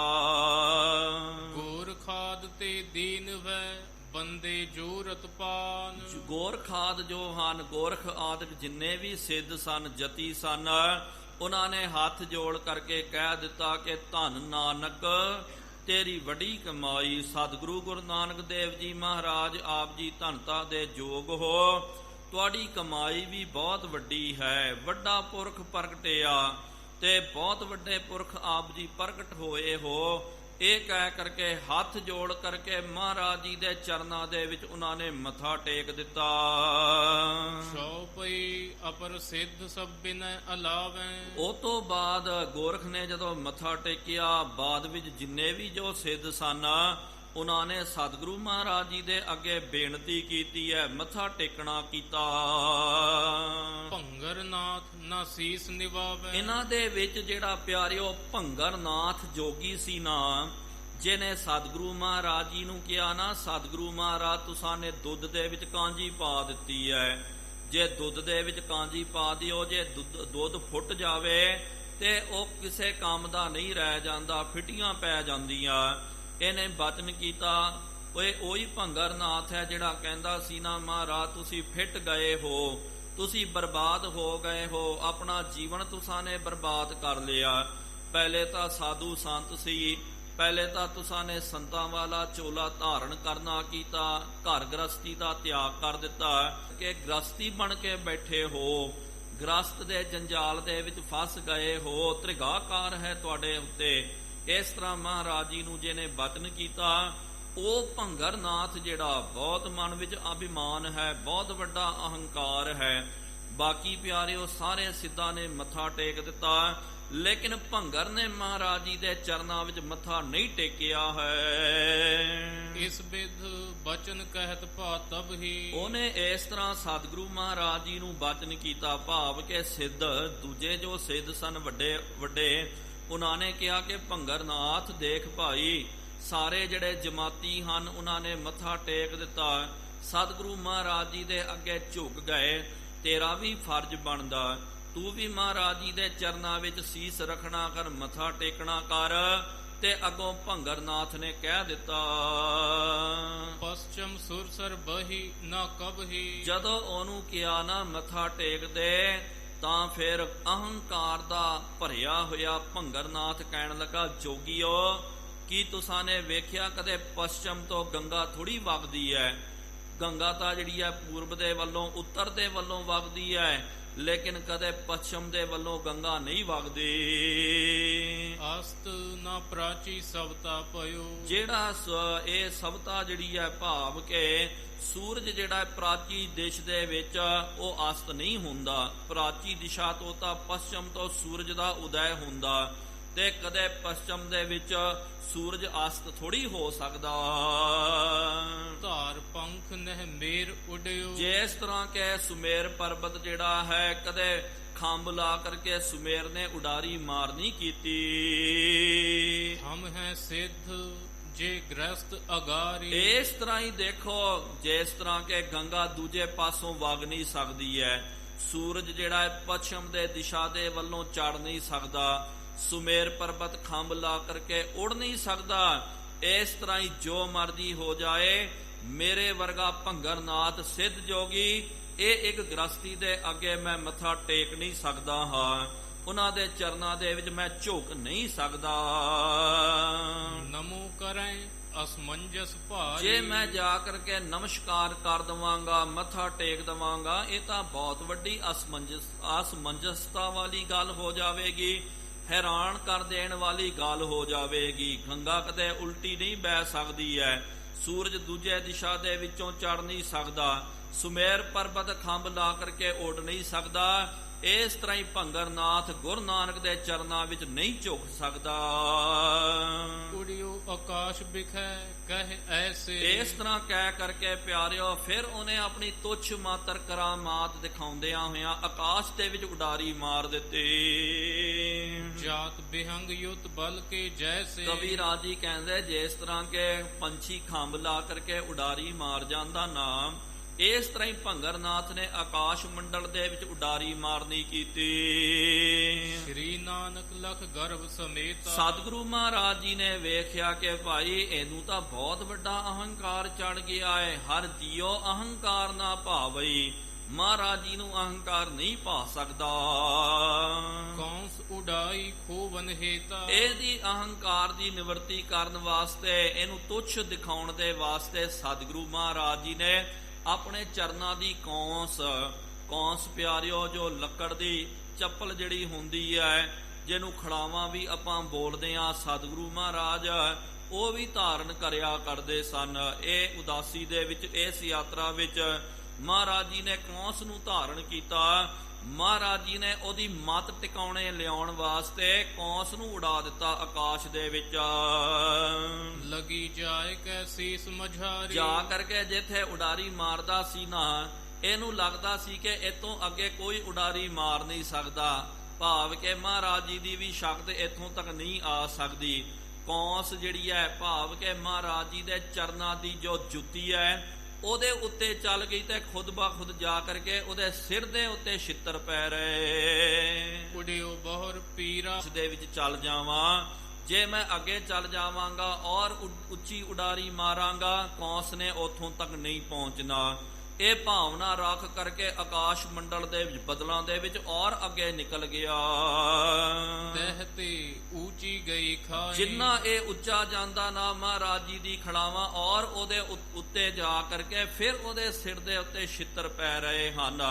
ਚੰਗੀ ਤਰ੍ਹਾਂ ਉਹਦੀ ਕੁਟਾਈ ਹੋ ਰਹੀ ਹੈ। ਸਿਰ ਮੈਂ ਲਾਗੀ ਰਹਿਉ ਬਚਾਈ। ਚੰਗੀ ਤਰ੍ਹਾਂ ਜਦੋਂ ਖਿੱਚ ਕਰਕੇ ਛਿੱਤਰ ਪੈਂਦੇ ਨਾ, ਆਪਣੇ ਆਪ ਨੂੰ ਬਚਾਉਂਦਾ, ਹੱਥ ਕਦੇ ਅੱਗੇ ਕਰ ਦਿੰਦਾ, ਸਿਰ ਨੀਵਾ ਕਰ ਲੈਂਦਾ, ਫਿਰ ਵੀ ਇਹੋ ਜੀ ਕਰਾਮਾਤ ਮਹਾਰਾਜ ਜੀ ਦੀ ਵਰਤੀ। ਚੰਗੀ ਤਰ੍ਹਾਂ ਜਦੋਂ ਇਹਦੀ ਛਿੱਤਰ ਪਰੇਡ ਹੋਈ ਹੈ, ਜਬ ਥਿਰ ਹੋਵੇ ਪੁਨ ਸਿਰ ਲਾਗੈ। ਫਿਰ ਜਦੋਂ ਇਹਨੇ ਕੀ ਕਰਨਾ ਕੀਤਾ, ਥਿਰ ਹੋ ਗਿਆ, ਰੁਕ ਗਿਆ, ਰੁਕ ਕਰਕੇ ਆਪਣੇ ਆਪ ਨੂੰ ਬਚਾਉਂਦਾ, ਫਿਰ ਆ ਕਰਕੇ ਕੌਂਸ ਜਿਹੜੀ ਹੈ ਸਿਰ ਦੇ ਉੱਤੇ ਵੱਜਦੀ। ਹਟੈ ਨ ਕਸ ਜੇ ਅਪਰ ਦਿਸ਼ ਭਾਗੈ। ਔਰ ਜੇ ਇਹਨੇ ਫਿਰ ਬਚਣ ਦੇ ਵਾਸਤੇ ਦੂਜੀ ਦਿਸ਼ਾ ਦੇ ਵਿੱਚ ਉਡਾਰੀ ਮਾਰ ਦਿੱਤੀ ਹੈ, ਜਿਸ ਪਾਸੇ ਜਾਂਦਾ ਨਾ ਪਿਆਰਿਓ, ਉਸ ਪਾਸੇ ਇਹ ਤੋਂ ਉੱਤੇ ਹੋ ਕਰਕੇ ਖੜਾਵਾਂ, ਇਹਦੇ ਸਿਰ ਦੇ ਉੱਤੇ ਕੌਂਸ ਵੱਜ ਰਹੀ ਹੈ। ਚੰਗੀ ਤਰ੍ਹਾਂ ਇਹਦੀ ਕੁਟਾਈ ਹੋਈ। ਸ਼੍ਰੀ ਨਾਨਕ ਕੀ ਦਿਸ਼ ਜਬ ਆਵੈ। ਜਦੋਂ ਗੁਰੂ ਨਾਨਕ ਦੇਵ ਜੀ ਮਹਾਰਾਜ ਜੀ ਦੀ ਦਿਸ਼ਾ ਦੇ ਵਿੱਚ ਇਹਨੇ ਆਉਣਾ ਕੀਤਾ, ਸਿਰ ਤੇ ਕੌਂਸ ਲਗਨ ਹਟ ਜਾਵੇ। ਫਿਰ ਪਿਆਰਿਓ ਕੌਂਸ ਜਿਹੜੀ ਹੈ ਚੰਗੀ ਤਰ੍ਹਾਂ ਜਦੋਂ ਛਿੱਤਰ ਪਰੇਡ ਹੋਈ, ਦੂਜੇ ਪਾਸੇ ਦੌੜਦਾ ਔਰ ਅੱਗੇ ਜਾਂਦਾ ਤੇ ਬਹੁਤ ਜ਼ਿਆਦੀ ਮਾਰ ਪੈਂਦੀ। ਲੇਕਿਨ ਥੱਕ ਕਰਕੇ ਜਦੋਂ ਸਤਿਗੁਰੂ ਮਹਾਰਾਜ ਜੀ ਦੇ ਵੱਲ ਆ ਰਿਹਾ ਨਾ, ਤਾਂ ਪਿਆਰਿਓ ਕੌਂਸ ਮਾਰਨ ਤੋਂ ਰੁਕ ਗਈ, ਹਟ ਗਈ ਹੈ। ਮਹਾਰਾਜ ਜੀ ਨੇ ਬਾਣੀ ਦੇ ਵਿੱਚ ਵੀ ਬਚਨ ਕੀਤਾ। ਮਹਾਰਾਜ ਜੀ ਨੇ ਕਿਹਾ ਨਾ, ਜੋ ਮੂਰਖ ਹੁੰਦੇ ਹਨ, ਮੂਰਖ ਗੰਢ ਪਵੈ ਮੋਹਿ ਮਾਰ। ਮੂਰਖ ਬੰਦਾ ਜਿਹੜਾ ਪਿਆਰਿਓ, ਜਦੋਂ ਤੱਕ ਉਹਨੂੰ ਮਾਰ ਨਹੀਂ ਪੈਂਦੀ ਨਾ, ਚੰਗੀ ਤਰ੍ਹਾਂ ਛਿੱਤਰ ਪਰੇਡ ਨਹੀਂ ਹੋ ਜਾਂਦੀ, ਉਹਦੀ ਚੰਗੀ ਤਰ੍ਹਾਂ ਉਹਦੀ ਕੁਟਾਈ ਨਹੀਂ ਹੁੰਦੀ ਨਾ, ਉਦੋਂ ਤੱਕ ਉਹਦੀ ਅਕਲ ਜਿਹੜੀ ਹੈ ਟਿਕਾਣੇ ਨਹੀਂ ਆ ਸਕਦੀ ਹੈ। ਹਾਂ, ਜਿਹੜੇ ਸਮਝਦਾਰ ਹੁੰਦੇ ਹਨ ਜਾਂ ਥੋੜੇ ਆਕੜੇ ਫਾਕੜੇ ਜੇ ਹੁੰਦੇ, ਉਹਨਾਂ ਨੂੰ ਕੋਈ ਤੁਸੀਂ ਕਹਿ ਦਿਓ, ਸਮਝਾ ਦਿਓ, ਥੋੜਾ ਕੋਈ ਦ੍ਰਿਸ਼ਟਾਂਤ ਦੇ ਦਿਓ, ਉਹ ਸਮਝ ਲੈਂਦੇ ਹਨ। ਲੇਕਿਨ ਮੂਰਖ ਬੰਦਾ ਜਿਹੜਾ, ਅੱਤ ਦਾ ਮੂਰਖ ਜਿਹੜਾ ਹੈ, ਜਦੋਂ ਤੱਕ ਉਹਦੀ ਕੁਟਾਈ ਨਹੀਂ ਹੁੰਦੀ, ਚੰਗੀ ਤਰ੍ਹਾਂ ਸੇਵਾ ਚਾਟਾ ਨਹੀਂ ਪਾਇਆ ਜਾਂਦਾ, ਛਕਾਇਆ ਜਾਂਦਾ, ਉਦੋਂ ਤੱਕ ਉਹਦੀ ਮੱਤ ਜਿਹੜੀ ਹੈ ਟਿਕਾਣੇ ਨਹੀਂ ਆਉਂਦੀ ਹੈ। ਹੁਣ ਚੰਗੀ ਤਰ੍ਹਾਂ ਇਹਦੀ ਜਦੋਂ ਛਿੱਤਰ ਪਰੇਡ ਹੋ ਗਈ, ਉਹ ਤੋਂ ਬਾਅਦ ਇਹਦੀ ਅਕਲ ਜਿਹੜੀ ਹੈ ਟਿਕਾਣੇ ਆ ਗਈ ਹੈ। ਹੁਣ ਮਹਾਰਾਜ ਜੀ ਦੀ ਸ਼ਰਨ ਵਿੱਚ ਆ ਰਿਹਾ। ਜਾਨਿਓ ਹਿਰਦੈ ਨਾ ਹਟਿਓ ਖਰਾਉ। ਇਹਨੇ ਜਾਣ ਲਿਆ ਕਿ ਮੈਂ ਹੁਣ ਇਹ ਖੜਾਂ ਤੋਂ ਬਚ ਨਹੀਂ ਸਕਦਾ ਹਾਂ। ਜੇ ਮੈਂ ਜਿੱਥੇ ਵੀ ਜਾਵਾਂਗਾ ਨਾ, ਖੜਾ ਨੇ ਮਾਰ ਕਰਕੇ ਮੇਰਾ ਸਿਰ ਲਹੂ ਲੁਹਾਨ ਕਰ ਦੇਣਾ, ਮੈਂ ਮਰ ਜਾਣਾ। ਹੁਣ ਸੋਚਦਾ ਕਿ ਇਹ ਤੋਂ ਮੈਂ ਬਚ ਨਹੀਂ ਸਕਦਾ, ਇਹ ਤੋਂ ਤਾਂ ਸਿਰਫ ਗੁਰੂ ਨਾਨਕ ਦੇਵ ਜੀ ਮਹਾਰਾਜ ਮੈਨੂੰ ਬਚਾ ਸਕਦੇ ਹਨ। ਕਰ ਬਹੁ ਰਹਿਉ ਨਾ ਚਲਤ ਉਪਾਉ। ਬਹੁਤ ਇਹਨੇ ਉਪਾਅ ਕਰਨੇ ਕੀਤੇ, ਬੜਾ ਜੰਤਰ ਮੰਤਰ ਕੀਤਾ, ਲੇਕਿਨ ਇੱਕ ਵੀ ਉਪਾਅ ਇਹਦਾ ਕਾਰਗਰ ਨਹੀਂ ਹੋਇਆ ਹੈ। ਪੀਰ ਪਾਏ ਹਿਰਦੇ ਪਛਤਾਨਾ। ਜਦੋਂ ਪੀੜਾ ਪਈ ਹੈ, ਬਹੁਤ ਜ਼ਿਆਦਾ ਦਰਦ ਉੱਠਿਆ, ਸਿਰ ਜਿਹੜਾ ਲਹੂ ਲੁਹਾਨ ਹੋ ਗਿਆ, ਹੁਣ ਫਿਰ ਪਛਤਾਪ ਕਰਦਾ। ਮਿਟਿਓ ਗਰਭ ਬਹੁ ਭਇਓ ਲੱਜਾ ਨਾ। ਇਹਦੇ ਮਨ ਦਾ ਜਿੰਨਾ ਗਰਭ ਜਿਹੜਾ ਸੀ ਨਾ, ਗਰਭ ਇਹਦਾ ਖਤਮ ਹੋ ਗਿਆ, ਹੁਣ ਸ਼ਰਮਸ਼ਾਰ ਹੋ ਗਿਆ। ਦੋਹਰਾ ਹੋਏ ਦੀਨ ਆਵਤ ਪਇਓ ਜਹ ਬੇਦੀ ਕੁਲ ਦੀ। ਹੁਣ ਬਹੁਤ ਜ਼ਿਆਦਾ ਦੀਨਹੀਨ ਹੋ ਕਰਕੇ, ਜਿੱਥੇ ਬੇਦੀ ਕੁਲ ਸਿਰਮੌਰ ਗੁਰੂ ਨਾਨਕ ਦੇਵ ਜੀ ਮਹਾਰਾਜ ਜੀ ਸਨ, ਉਥੇ ਨਿਮਰਤਾ ਨੂੰ ਧਾਰਨ ਕਰਕੇ ਪਹੁੰਚਿਆ। ਚਰਨ ਕਮਲ ਬੰਦਨ ਕਰੀ ਬੈਠਿਓ ਹੋਏ ਸਮੀਪ। ਸਤਿਗੁਰੂ ਮਹਾਰਾਜ ਜੀ ਦੇ ਕੋਲ ਆ ਕਰਕੇ ਚਰਨ ਕਮਲਾਂ ਦੇ ਉੱਤੇ ਇਹਨੇ ਬੰਦਨਾ ਕਰਨੀ ਕੀਤੀ। ਪਹਿਲੇ ਪਿਆਰਿਓ ਅਹੰਕਾਰ ਦੇ ਨਾਲ ਬੈਠਦਾ ਸੀ ਨਾ, ਐਨ ਫੁੰਕਾਰੇ ਮਾਰਦਾ, ਜਿਸ ਤਰ੍ਹਾਂ ਸੱਪ ਕਿਸ ਤਰ੍ਹਾਂ ਫੁੰਕਾਰੇ ਮਾਰਦਾ, ਫੂੰ ਕਰੀ ਜਾਂਦਾ ਸੀ। ਲੇਕਿਨ ਹੁਣ ਮਤ ਟਿਕਾਣੇ ਆ ਗਈ ਹੈ। ਹੁਣ ਇੱਕਦਮ ਹੱਥ ਜੁੜ ਗਏ, ਅੱਖਾਂ ਨੀਵੀਆਂ ਹੋ ਗਈਆਂ। ਸਤਿਗੁਰੂ ਮਾਤਾ ਤਾਂ ਹੀ ਤੇਰੀ ਮਤ ਟਿਕਾਣੇ ਆਈ, ਕਿਉਂਕਿ ਅਸੀਂ ਵੀ ਅਕੜ ਗਏ ਸੀ, ਅਸੀਂ ਵੀ ਬੜਾ ਮਹਾਰਾਜ ਜੀ ਦੇ ਨਾਲ ਬਹਿਸਮਬਾਜ਼ੀ ਕੀਤੀ, ਲੇਕਿਨ ਮਹਾਰਾਜ ਜੀ ਦੀ ਕਲਾ ਦੇ ਅੱਗੇ ਅਸੀਂ ਨਤਮਸਤਕ ਹੋ ਗਏ। ਤੂੰ ਸਭ ਤੋਂ ਵੱਡਾ ਮੂਰਖ ਸੀ। ਜਦੋਂ ਹੁਣ ਤੇਰੀ ਛਿੱਤਰ ਪਰੇਡ ਹੋਈ, ਤੂੰ ਹੁਣ ਇੰਜ ਕਰਨ ਦੇ ਬਾਅਦ ਹੀ ਤੇਰੀ ਮਤ ਟਿਕਾਣੇ ਆਈ ਹੈ। ਕਲੀ ਕਾਲ ਮੈਂ ਸ਼੍ਰੀ ਕਰਤਾਰ। ਕਹਿੰਦਾ ਕਲਯੁਗ ਦੇ ਸਮੇਂ ਦੇ ਵਿੱਚ ਸ਼੍ਰੀ ਕਰਤਾਰ ਪ੍ਰਮਾਤਮਾ ਨਾਮ ਜਪਾਵਨ ਹੇਤੁ ਤਨ ਧਾਰਾ। ਗੋਰਖਨਾਥ ਆਪ ਕਹਿੰਦਾ ਭਾਈ ਇਹ ਮਾਨਸ ਜਾਨ ਨਾ ਭੂਲੀਐ ਰੀ, ਇਹਨੂੰ ਆਮ ਮਨੁੱਖ ਜਾਨ ਕਰਕੇ ਨਹੀਂ ਭੁੱਲਣਾ ਚਾਹੀਦਾ। ਇਹ ਤਾਂ ਕਲੀ ਕਾਲ ਦੇ ਅਵਤਾਰੀ ਹਨ, ਕਲਯੁਗ ਦੇ ਸਮੇਂ ਦੇ ਇਹ ਉਧਾਰ ਕਰਤਾ ਹਨ। ਕਲਯੁਗ ਪ੍ਰਮਾਣ ਨਾਨਕ ਗੁਰ ਅੰਗਦ ਅਮਰ ਕਹਾਇਓ। ਸ੍ਰੀ ਗੁਰ ਰਾਜ ਅਬਚਲ ਅਟਲ ਆਦਿ ਪੁਰਖ ਫਰਮਾਇਓ। ਆਦਿ ਪੁਰਖ ਨੇ ਇਹ ਫਰਮਾਨ ਕਰਨਾ ਕੀਤਾ ਕਿ ਗੁਰੂ ਨਾਨਕ ਦੇਵ ਜੀ ਮਹਾਰਾਜ ਜੀ ਦੀ ਜੋ ਗੱਦੀ ਹੈ, ਦਸਾਂ ਪਾਤਸ਼ਾਹੀਆਂ ਤੇ ਜਾਗਤ ਜੋਤ ਸ੍ਰੀ ਗੁਰੂ ਗ੍ਰੰਥ ਸਾਹਿਬ ਜੀ ਮਹਾਰਾਜ ਇਹ ਕਲਯੁਗ ਦੇ ਅਵਤਾਰੀ ਹਨ, ਕਲਯੁਗ ਦੇ ਉਧਾਰ ਕਰਤਾ ਹਨ। ਕਲਯੁਗ ਦੇ ਵਿੱਚ ਆਮ ਲੋਕਾਂ ਨੂੰ ਪਰਮਾਤਮਾ ਦੇ ਲੜ ਲਾਉਣ ਵਾਸਤੇ ਆਪ ਖੁਦਾ ਨੇ, ਕਰਤਾਰ ਨੇ ਆਪਣਾ ਤਨ ਧਾਰਨ ਕਰਨਾ ਕੀਤਾ। ਇਸਕੀ ਸਮਤਾ ਹੋਏ ਨਾ ਕੈਸੇ। ਗੁਰੂ ਨਾਨਕ ਦੇਵ ਜੀ ਮਹਾਰਾਜ ਜੀ ਦੀ ਬਰਾਬਰੀ ਆਪਾਂ ਕਿਸ ਤਰ੍ਹਾਂ ਵੀ ਨਹੀਂ ਕਰ ਸਕਦੇ ਆ। ਇਹਨਾਂ ਦੀ ਤਾਂ ਕੀ ਬਰਾਬਰੀ ਕਰਨੀ ਹੈ, ਇਹਨਾਂ ਦੇ ਸੇਵਕਾਂ ਦੀ ਆਪਾਂ ਬਰਾਬਰੀ ਨਹੀਂ ਕਰ ਸਕਦੇ। ਬੰਧਨ ਕਰਹੁ ਭਲਾ ਹੋਏ ਜੈਸੇ। ਹੁਣ ਜਿਸ ਤਰ੍ਹਾਂ ਵੀ ਆਪਣਾ ਭਲਾ ਹੋਵੇ, ਭਲਾ ਇਹਦੇ ਵਿੱਚ ਹੀ ਹੈ ਕਿ ਜਿਸ ਅੱਗੇ ਜ਼ੋਰ ਨਾ ਚੱਲਈ ਖਲੈ ਕੀਚੈ ਅਰਦਾਸ। ਉਹਦੇ ਅੱਗੇ ਤਾਂ ਭਾਈ ਜ਼ੋਰ ਨਹੀਂ ਚੱਲਣਾ, ਬਸ ਹੱਥ ਜੋੜ ਕਰਕੇ ਅਰਦਾਸ ਕਰਨੀ ਬਣਦੀ ਹੈ। ਸਤਿਗੁਰੂ ਮਹਾਰਾਜ ਸਭ ਤੋਂ ਵੱਡੇ ਹਨ, ਸਭ ਤੇ ਵੱਡਾ ਸਤਿਗੁਰ ਨਾਨਕ ਜਿਨ ਕਲ ਰਾਖੀ ਮੇਰੀ। ਜਿਨ੍ਹਾਂ ਨੇ ਕਲਯੁਗ ਦੇ ਵਿੱਚ ਸਾਡੀ ਰਾਖੀ ਕਰਨੀ, ਉਹਨਾਂ ਦੇ ਅੱਗੇ ਹੱਥ ਜੋੜਨੇ ਹੀ ਬਣਦੇ। ਨੀ ਕੇ ਬਚਨ ਸੁਨੋ ਪੁਨ ਕਹੋ। ਹੁਣ ਸਤਿਗੁਰੂ ਮਹਾਰਾਜ ਜੀ ਦੇ ਨਾਲ ਬਹਿਸਮਬਾਜੀ ਨਾ ਕਰਨਾ ਕਰ। ਅਸਾਂ ਨੇ ਵੀ ਤੋਬਾ ਕਰਨਾ ਕੀਤਾ ਤੇ ਇਹ ਤੋਂ ਬਾਅਦ ਪਿਆਰਿਓ ਜੋਗੀਆਂ ਨੇ ਸਤਿਗੁਰੂ ਮਹਾਰਾਜ ਜੀ ਦੇ ਨਾਲ ਬਹਿਸਮਬਾਜੀ ਨਹੀਂ ਕੀਤੀ। ਜਦੋਂ ਵੀ ਇਹ ਮੱਥਾ ਝੁਕਾ ਕਰਕੇ ਚੱਲ ਗਿਆ, ਉਹ ਸਭ ਕੁਝ ਲੈ ਗਿਆ। ਜਿਹਨੇ ਗੁਰੂ ਘਰ ਦੇ ਨਾਲ ਮੱਥਾ ਲਾਉਣਾ ਕੀਤਾ, ਉਹਦਾ ਫਿਰ ਕੱਖ ਨਹੀਂ ਰਹਿੰਦਾ, ਉਹ ਕੱਖਾਂ ਤੋਂ ਵੀ ਹੌਲਾ ਬਣ ਜਾਂਦਾ। ਤਤ ਗਿਆਨ ਕੋ ਉਰਮਹਿ ਲਹੋ। ਇਹਨਾਂ ਦਾ ਜੋ ਤਤ ਗਿਆਨ ਹੈ ਗੁਰਬਾਣੀ ਦਾ, ਉਹਨੂੰ ਭਾਈ ਮਨ ਦੇ ਵਿੱਚ ਧਾਰਨ ਕਰਨਾ ਕਰੋ। ਪੁਨ ਗੋਰਖ ਗੁਰ ਸੰਗ ਉਚਾਰ। ਬਾਅਦ ਵਿੱਚ ਗੋਰਖਨਾਥ ਨੇ ਸਤਿਗੁਰੂ ਮਹਾਰਾਜ ਜੀ ਦੇ ਸੰਗ ਇਹ ਬਚਨ ਉਚਾਰਨ ਕੀਤਾ। ਕਲੀ ਕਾਲ ਮਹਿ ਕਿਆ ਵਰਤਾਰਾ। ਕਹਿੰਦਾ ਸਤਿਗੁਰੂ ਮਹਾਰਾਜ ਕਲਯੁਗ ਦੇ ਸਮੇਂ ਦੇ ਵਿੱਚ ਇਹ ਕੀ ਵਰਤਾਰਾ ਹੋ ਰਿਹਾ ਹੈ। ਜਿੱਥੇ ਕਿੱਥੇ ਮਹਾਰਾਜ ਪਾਪ ਹੋ ਰਿਹਾ, ਇਹ ਕਲਯੁਗ ਦਾ ਸਮਾਂ ਬੜਾ ਭਿਆਨਕ ਰੂਪ ਦੇ ਵਿੱਚ ਆ ਗਿਆ ਹੈ। ਕਲ ਨਾਮ ਕਲਹਿ ਕੋ ਜਾਨੋ। ਕਿਆ ਨਾ ਕਿ ਕਲਯੁਗ ਦਾ ਮਤਲਬ ਹੀ ਹੈ ਕਿ ਭਾਈ ਲੜਾਈ ਝਗੜਾ। ਕਲ ਦਾ ਅਸਲ ਦੇ ਵਿੱਚ ਕਲਹਾ, ਇਹ ਕਲਹਾ ਦਾ ਯੁੱਗ ਹੈ, ਲੜਾਈ ਝਗੜਿਆਂ ਦਾ ਯੁੱਗ ਹੈ। ਸਦਾ ਇੱਥੇ ਲੜਾਈ ਝਗੜੇ ਆਪਸ ਦੇ ਵਿੱਚ, ਇਹਦੀ ਉਹਦੇ ਨਾਲ ਨਹੀਂ, ਪਰਿਵਾਰਾਂ ਦੇ ਵਿੱਚ ਨਹੀਂ ਬਣਦੀ ਹੈ। ਘਰ-ਬਾਰਾਂ ਦੇ ਵਿੱਚ ਫੁੱਟ ਪਈ ਹੋਈ ਹੈ, ਪੜੋਸੀਆਂ ਦੇ ਨਾਲ ਝਗੜਾ, ਦੇਸ਼ਾਂ ਦੇ ਵਿੱਚ ਝਗੜੇ ਪਏ ਹੋਏ ਹਨ। ਭਾਵ ਕਿ ਕਲਯੁਗ ਦਾ ਅਸਲ ਮਤਲਬ ਹੈ ਕਲਯੁਗ ਰਥ ਅਗਨ ਕਾ ਕੂੜ ਅਗੈ ਰਥਵਾਓ। ਕਲਯੁਗ ਜਿਹੜਾ ਹੈ ਰਥ ਜਿਹੜਾ ਅਗਨੀ ਦਾ ਹੈ ਤੇ ਝੂਠ ਇਹਦਾ ਰਥਵਾਨ ਹੈ। ਭਾਵ ਕਿ ਕਲ ਦਾ ਮਤਲਬ ਕਿ ਕਲਹਾ, ਇਹ ਝਗੜਾ ਕਰਨਾ, ਆਪਸ ਦੇ ਵਿੱਚ ਈਰਖਾ ਕਰਨੀ ਹੈ, ਬਖੀਲੀ ਕਰਨੀ ਹੈ। ਇਹੀ ਇਹ ਯੁੱਗ ਦੇ ਵਿੱਚ ਵਰਤਾਰਾ ਹੋ ਰਿਹਾ। ਹੁਣ ਸਤਿਗੁਰੂ ਮਹਾਰਾਜ ਜੀ ਨੂੰ ਆਪ ਪੁੱਛਦਾ ਗੋਰਖਨਾਥ, ਕਹਿੰਦਾ ਸਤਿਗੁਰੂ ਮਹਾਰਾਜ ਕਿਆ ਇਹ ਜੋ ਸ਼ਬਦ ਹੈ ਨਾ, ਇਹ ਪਿਆਰਿਓ ਪ੍ਰਸ਼ਨਵਾਚਕ ਹੈ। ਜੇ ਪਿਆਰਿਓ ਬਿਹਾਰੀ ਲਗਾ ਦਈਏ ਆਪਾਂ ਕੀਆ ਵਰਤਾਰਾ, ਤੇ ਕਲਯੁਗ ਦੇ ਵਿੱਚ ਵਰਤਾਰਾ ਕੀਤਾ। ਜੇ ਬਿਹਾਰੀ ਲੱਗ ਗਈ ਤਾਂ ਫਿਰ ਇਹਦਾ ਅਰਥ ਬਣਦਾ ਹੈ ਕੀਤਾ। ਜੇ ਕਿਆ ਆਪਾਂ ਲਾਉਂਦੇ ਆ, ਕਿਉਂਕਿ ਕਿਆ ਸ਼ਬਦ ਜਿਹੜਾ ਇਹ ਪ੍ਰਸ਼ਨਵਾਚਕ ਹੈ।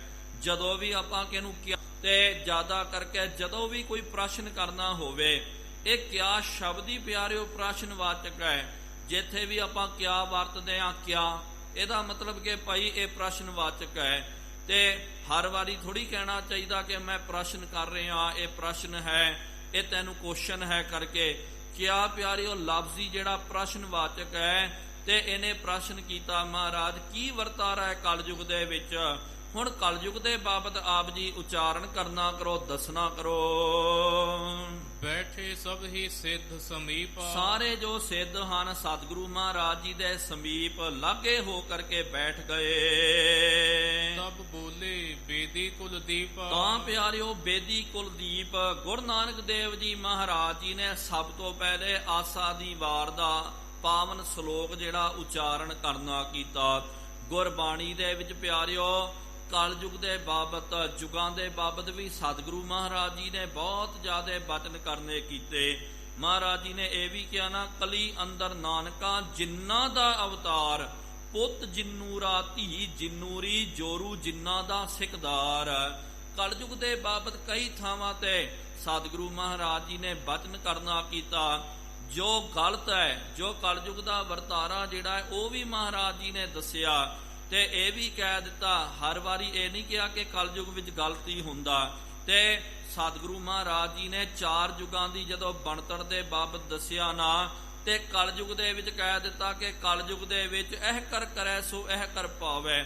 ਸਤਯੁਗ ਤ੍ਰੇਤਾ ਦੁਆਪਰ ਭਣੀਐ, ਕਲਯੁਗ ਊਤਮਾ ਯੁਗ ਮਾਹੇ। ਇਹ ਕਰ ਕਰੈ ਸੋ ਇਹ ਕਰ ਪਾਏ, ਕੋਈ ਨਾ ਪਕੜੀਐ ਕਿਸੈ ਥਾਏ। ਸਤਿਗੁਰੂ ਮਹਾਰਾਜ ਜੀ ਨੇ ਇਹ ਵੀ ਕਿਹਾ ਕਿ ਇਹ 4 ਯੁਗ ਹਨ। ਸਤਯੁਗ ਹੋ ਗਿਆ, ਤ੍ਰੇਤਾ ਹੋ ਗਿਆ, ਦੁਆਪਰ ਹੋ ਗਿਆ, ਇਹ ਕਲਯੁਗ ਹੋ ਗਿਆ। ਇਹ 4 ਯੁਗਾਂ ਦੇ ਵਿੱਚ ਸਭ ਤੋਂ ਉੱਤਮ ਯੁਗ ਵੀ ਮਹਾਰਾਜ ਜੀ ਨੇ ਕਲਯੁਗ ਦੱਸਿਆ ਹੈ। ਇਹ ਕਰ ਕਰੈ ਸੋ ਇਹ ਕਰ ਪਾਏ। ਹੁਣ ਕਲਯੁਗ ਦੇ ਵਿੱਚ ਜਿਹੜਾ ਕੋਈ ਗਲਤ ਕੰਮ ਕਰਦਾ ਨਾ, ਜਿਸ ਹੱਥ ਦੇ ਨਾਲ ਉਹ ਗਲਤ ਕੰਮ ਕਰਦਾ, ਉਹੀ ਹੱਥਾਂ ਦੇ ਨਾਲ ਉਹਨੂੰ ਉਹਦੇ ਫਲ ਵੀ ਭੋਗਣੇ ਪੈਂਦੇ ਹਨ। ਕੋਈ ਨਾ ਪਕੜੀਆ ਕਿਸੇ ਥਾਂਏ। ਤੇ ਇੱਕ ਕਰਦਾ ਤੇ ਦੂਜਾ ਇਹਦਾ ਗਲਤੀ ਨੂੰ ਨਹੀਂ ਭਰਦਾ। ਜੋ ਕਰੇਗਾ ਸੋ ਭਰੇਗਾ, ਜਿਹੜਾ ਕਰਦਾ ਏ ਉਹਨੂੰ ਹੀ ਭਰਨਾ ਪਵੇਗਾ। ਕਈ ਵਾਰੀ ਜੋ ਕਲਯੁਗ ਦੇ ਸ਼ੁਭ ਗੁਣ ਹਨ ਉਹ ਵੀ ਮਹਾਰਾਜ ਜੀ ਨੇ ਦੱਸਣੇ ਕੀਤੇ।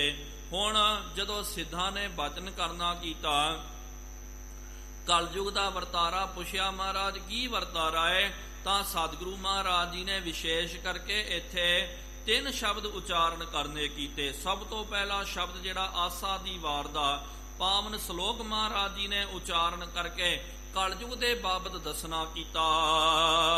ਸ਼ਲੋਕ ਮਹੱਲਾ ਪਹਿਲਾ। ਪਹਿਲੇ ਪਾਤਸ਼ਾਹ ਧੰਨ ਸ਼੍ਰੀ ਗੁਰੂ ਨਾਨਕ ਦੇਵ ਜੀ ਮਹਾਰਾਜ ਜੀ ਦੁਆਰਾ ਉਚਾਰਨ ਕੀਤਾ ਹੋਇਆ ਪਾਵਨ ਇਹ ਸ਼ਲੋਕ ਹੈ। ਸੱਚ ਕਾਲ ਕੂੜ ਵਰਤਿਆ। ਸਤਿਗੁਰੂ ਮਹਾਰਾਜ ਜੀ ਨੇ ਬਚਨ ਕੀਤਾ ਸੱਚ ਕਾਲ।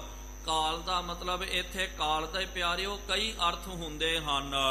ਜੇ ਆਪਾਂ ਕੋਸ਼ ਪੜ੍ਹਦੇ ਆ, ਕਾਲ ਨਾਮ ਸਮਾਂ ਦਾ ਵੀ ਹੁੰਦਾ। ਕਾਲ ਨਾਮ ਜਿੱਥੇ ਆਪਾਂ ਕਹਿੰਦੇ ਨਾ ਜੀ ਕਾਲ ਪੈ ਜਾਣਾ, ਕਿ ਹਾਂ ਜੀ ਫਲਾਨੀ ਥਾਂ ਤੇ ਕਾਲ ਪੈ ਗਿਆ। ਕਾਲ ਵੀ ਪਿਆਰਿਓ 2 ਤਰ੍ਹਾਂ ਦਾ ਹੁੰਦਾ, ਸੁੱਕਾ ਕਾਲ ਤੇ ਗਿੱਲਾ ਕਾਲ। ਜ਼ਿਆਦਾ ਮੀਂਹ ਵੀ ਪੈ ਜਾਵੇ ਉਹਨੂੰ ਵੀ ਕਾਲ ਬੋਲਦੇ, ਜੇ ਉੱਕਾ ਮੀਂਹ ਨਾ ਪਵੇ ਉਹਨੂੰ ਵੀ ਕਾਲ ਕਿਹਾ ਜਾਂਦਾ। ਇਸ ਤਰ੍ਹਾਂ ਕਾਲ ਇਹ ਵੀ ਕਾਲ ਹੋ ਗਿਆ। ਮੌਤ ਨੂੰ ਵੀ ਕਾਲ ਬੋਲਦੇ ਹਨ। ਕੱਲ ਜਿਹੜਾ ਆਉਂਦਾ ਨਾ ਅੱਜ ਤੋਂ ਬਾਅਦ ਕੱਲ, ਉਹਨੂੰ ਵੀ ਕਾਲ ਕਿਹਾ ਜਾਂਦਾ। ਬਹੁਤ ਸਾਰੇ ਮਤਲਬ ਹਨ। ਤੇ ਇਸ ਤਰ੍ਹਾਂ ਹੀ ਇੱਥੇ ਜਿਹੜਾ ਸ਼ਬਦ ਮਹਾਰਾਜ ਜੀ ਨੇ ਕਾਲ ਵਰਤਨਾ ਕੀਤਾ, ਕਾਲ ਦਾ ਮਤਲਬ ਜਿੱਥੇ ਆਪਾਂ ਜੋ ਸ਼ਬਦ ਦੇ ਵਿੱਚ ਅਰਥਾਂ ਵਿੱਚ ਆਪਾਂ ਕਾਲ ਵਰਤਦੇ ਹਾਂ ਕਿ ਅਕਾਲ ਪੈ ਗਿਆ, ਕਾਲ ਪੈ ਗਿਆ ਜੀ। ਇੱਥੇ ਜਿੱਥੇ ਵੀ ਪਿਆਰਿਓ ਕਾਲ ਪੈ ਜਾਵੇ ਨਾ, ਉੱਥੇ ਫਿਰ ਜੇ ਮੀਂਹ ਦਾ ਕਾਲ ਪੈ ਜਾਵੇ ਉੱਥੇ ਬਿਲਕੁਲ ਮੀਂਹ ਨਹੀਂ ਪੈਂਦਾ, ਫਸਲ ਸਾਰੀ ਬਰਬਾਦ ਹੋ ਜਾਂਦੀ ਹੈ। ਤੇ ਉੱਥੇ ਫਿਰ ਕਾਲ ਜਦੋਂ ਪੈ ਜਾਵੇ ਸਭ ਖਤਮ ਹੋ ਜਾਂਦਾ। ਤੇ ਸਤਿਗੁਰੂ ਮਹਾਰਾਜ ਜੀ ਨੇ ਕਿਹਾ ਕਿ ਕਲਯੁਗ ਦੇ ਵਿੱਚ ਸੱਚ ਦਾ ਕਾਲ ਪੈ ਗਿਆ। ਬਿਲਕੁਲ ਮੀਂਹ ਨਾ ਪਵੇ ਤੇ ਪੂਰਾ ਕਾਲ ਪੈ ਜਾਂਦਾ, ਸਾਰੀ ਖੇਤੀ ਕ੍ਰਿਸ਼ੀ ਜਿਹੜੀ ਹੈ ਤਬਾਹ ਹੋ ਜਾਂਦੀ ਹੈ। ਇਸ ਤਰ੍ਹਾਂ ਹੀ ਕਲਯੁਗ ਦੇ ਸਮੇਂ ਦੇ ਵਿੱਚ ਸੱਚ ਦਾ ਕਾਲ ਪੈ ਗਿਆ, ਸੱਚ ਬਿਲਕੁਲ ਖਤਮ ਹੋ ਗਿਆ। ਤੇ ਸੱਚ ਦੀ ਥਾਂ ਤੇ ਕੌਣ ਆ ਕਰਕੇ ਬੈਠ ਗਿਆ? ਕੂੜ ਵਰਤਿਆ। ਸੱਚ ਦਾ ਖਤਮ ਹੋ ਗਿਆ, ਝੂਠ ਜਿਹੜਾ ਹੈ ਇਹ ਪ੍ਰਧਾਨ ਹੋ ਗਿਆ ਹੈ। ਕੂੜ ਫਿਰੈ ਪ੍ਰਧਾਨ ਵੇ ਲਾਲੋ। ਸਤਿਗੁਰੂ ਮਹਾਰਾਜ ਜੀ ਨੇ ਵੀ ਭਾਈ ਲਾਲੋ ਜੀ ਦੇ ਤਾਂ ਹੀ ਬਚਨ ਕੀਤਾ, ਸੰਬੋਧਨ ਕੀਤਾ ਕਿ ਕੂੜ ਫਿਰੈ ਪ੍ਰਧਾਨ ਵੇ ਲਾਲੋ। ਸੰਸਾਰ ਦੇ ਵਿੱਚ ਇਹ ਕੂੜ ਜਿਹੜਾ, ਝੂਠ ਜਿਹੜਾ, ਇਹ ਹੀ ਪ੍ਰਧਾਨ ਬਣ ਕਰਕੇ ਫਿਰ ਰਿਹਾ। ਅੱਜ ਵੀ ਪਿਆਰਿਓ ਕਈ ਵਾਰੀ ਸਾਰਿਆਂ ਨੂੰ ਲੱਗਦਾ ਕਿ ਭਾਈ ਇਹ ਗਲਤ ਕੰਮ ਹੈ, ਇਹ ਝੂਠ ਹੋ ਰਿਹਾ ਹੈ। ਲੇਕਿਨ ਫਿਰ ਵੀ ਪਿਆਰਿਓ ਝੂਠ ਦੀ ਕਿੰਨੀ ਜ਼ਿਆਦੀ ਪ੍ਰਧਾਨਗੀ ਹੈ। ਤੇ ਝੂਠ ਹੀ ਪ੍ਰਧਾਨ ਬਣ ਕਰਕੇ ਬੈਠ ਗਿਆ। ਸਾਰਿਆਂ ਨੂੰ ਪਤਾ, ਸਾਰੇ ਆਪਾਂ ਕਲਪਦੇ ਹਾਂ, ਬਿਲਕਦੇ ਹਾਂ ਇਹ ਗਲਤ ਹੋ ਰਿਹਾ, ਗਲਤ ਹੋ ਰਿਹਾ। ਫਿਰ ਵੀ ਪਿਆਰਿਓ ਬਸ ਨਹੀਂ ਚੱਲ ਰਿਹਾ, ਕਿਉਂਕਿ ਝੂਠ ਕੂੜ ਜਿਹੜਾ ਪ੍ਰਧਾਨ ਵਰਤ ਗਿਆ, ਕੂੜ ਪ੍ਰਧਾਨ ਬਣ ਗਿਆ। ਕਲ ਕਾਲਖ ਬੇਤਾਲ। ਕਲ ਕਾਲਖ, ਕਲ ਦਾ ਮਤਲਬ ਕਿ ਕਲਯੁਗ ਦੇ ਜੋ ਲੱਛਣ ਜਿਹੜੇ ਹਨ, ਜੋ ਵਿਸ਼ੇ ਵਿਕਾਰ ਹਨ, ਤੇ ਇਹ ਕਾਲਖ ਲੱਗ ਗਈ ਹੈ। ਭਾਵ ਕਿ ਇਹ ਜੋ ਵਿਸ਼ੇ ਵਿਕਾਰ ਹਨ, 5 ਜੋ ਸ਼ਬਦ ਸਪਰਸ਼ ਰੂਪ ਰਸ ਗੰਧ ਤੇ ਨਿੰਦਿਆ, ਚੁਗਲੀ, ਈਰਖਾ, ਬਖੀਲੀ, ਦਵੈਸ਼ ਆਦਿਕ, ਇਹ ਜੋ ਕਾਲਖ ਜਿਹੜੀ ਹੈ ਲੋਕਾਂ ਨੂੰ ਲੱਗ ਗਈ ਹੈ। ਤੇ ਲੋਕ ਬੇਤਾਲ ਬਣ ਗਏ। ਬੇਤਾਲ ਪਿਆਰਿਓ, ਭੂਤਨਾ ਜਿਹੜਾ ਹੁੰਦਾ ਨਾ ਜ਼ਿਆਦਾ ਕਰਕੇ, ਉਹਨੂੰ ਵੀ ਇਹਨਾਂ ਦੇ ਵਿੱਚ ਇੱਕ ਕਿਸਮ ਹੁੰਦੀ ਹੈ ਬੇਤਾਲ ਕਰਕੇ, ਉਹਨੂੰ ਬੇਤਾਲ ਕਿਹਾ ਜਾਂਦਾ। ਭੂਤ ਨੇ ਜਿਹੜੇ ਜੋ ਗੁਪਤ ਰੂਹਾਂ ਹੁੰਦੀਆਂ, ਉਹਨਾਂ ਦੇ ਵਿੱਚ ਵੀ ਪਿਆਰਿਓ ਕਈ ਕਿਸਮਾਂ ਹੁੰਦੀਆਂ। ਕੋਈ ਚੁੜੈਲ ਹੋ ਗਿਆ, ਜਲ ਪਰੀ ਹੋਈ ਹੈ, ਭੂਤ ਹੋ ਗਿਆ, ਜਿੰਨ ਹੋ ਗਿਆ, ਦੇਵ ਹੋ ਗਿਆ, ਬੇਤਾਲ ਹੋ ਗਿਆ। ਇਸ ਤਰ੍ਹਾਂ ਹੀ ਪਿਆਰਿਓ ਰਾਜਾ ਵਿਕਰਮਾਦਿੱਤ ਜਿਹੜਾ ਹੈ ਤੇ ਉਹਦੀ ਤੇ ਬੇਤਾਲ ਇੱਕ ਇਸ ਤਰ੍ਹਾਂ ਹੀ ਇੱਕ ਨਿਖਿੱਧ ਆਤਮਾ ਸੀ। ਉਹਦੇ ਨਾਲ ਉਹਦਾ ਸੰਵਾਦ ਜਿਹੜਾ ਆਪਾਂ ਕਹਾਣੀਆਂ ਪੜ੍ਹਦੇ ਹਾਂ, ਬਹੁਤ ਪਿਆਰਿਓ ਪੜ੍ਹਨ ਯੋਗ ਹੈ, ਵਿਚਾਰ ਕਰਨ ਯੋਗ ਕਹਾਣੀਆਂ ਹਨ ਉਹਦੇ ਵਿੱਚ। ਵਿਕਰਮ ਬੇਤਾਲ ਦੀਆਂ ਕਹਾਣੀਆਂ ਕਰਕੇ, ਵਿਕਰਮ 25 ਕਰਕੇ ਵੀ ਕਿਹਾ ਜਾਂਦਾ।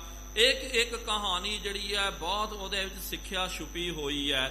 ਬੇਤਾਲ ਕੀ ਕਰਦਾ ਸੀ, ਉਹ ਵਿਕਰਮ ਨੂੰ ਕੋਈ ਪ੍ਰਸ਼ਨ ਪੁੱਛਦਾ, ਸਾਰੀ ਕਥਾ ਸੁਣਾ ਕਰਕੇ ਉਹਦੇ ਵਿੱਚ ਜਿਹੜਾ ਸਾਰ ਤੱਤ ਗੂੜਾ ਜਿਹੜਾ ਪ੍ਰਸ਼ਨ ਪੁੱਛਦਾ ਤੇ ਕਹਿੰਦਾ ਕਿ ਵਿਕਰਮ ਤੂੰ ਇਹਦਾ ਜਵਾਬ ਦੇ, ਜੇ ਗਲਤ ਜਵਾਬ ਦੇਵੇਗਾ ਮੈਂ ਤੈਨੂੰ ਮਾਰ ਦੇਣਾ ਹੈ।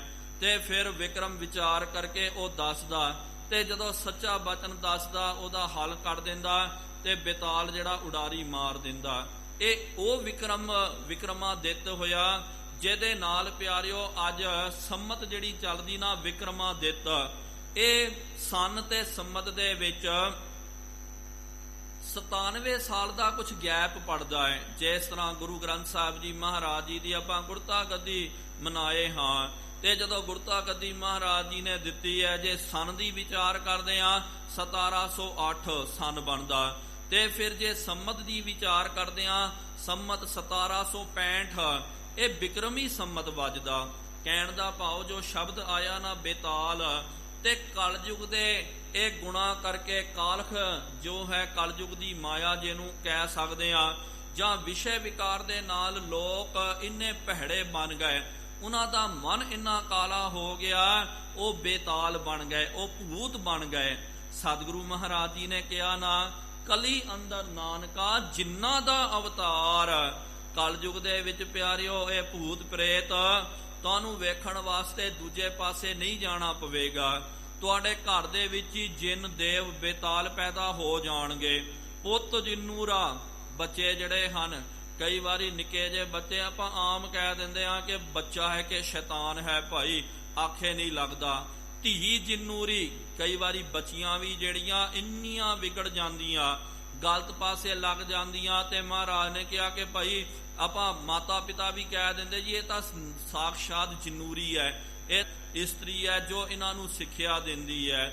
ਇਸ ਤਰ੍ਹਾਂ ਕਲਯੁਗ ਦੇ ਵਿੱਚ ਇਹ ਸਾਰੇ ਬੇਤਾਲ ਬਣ ਗਏ, ਭੂਤ ਨੇ ਬਣ ਗਏ ਹਨ। ਗਲਤ ਕੰਮ ਕਰ ਕਰਕੇ ਇਹਨਾਂ ਨੂੰ ਮਸਤੀ ਚੜ ਗਈ ਹੈ, ਕਿਤੇ ਆਖੇ ਨਹੀਂ ਲੱਗਦੇ ਹਨ।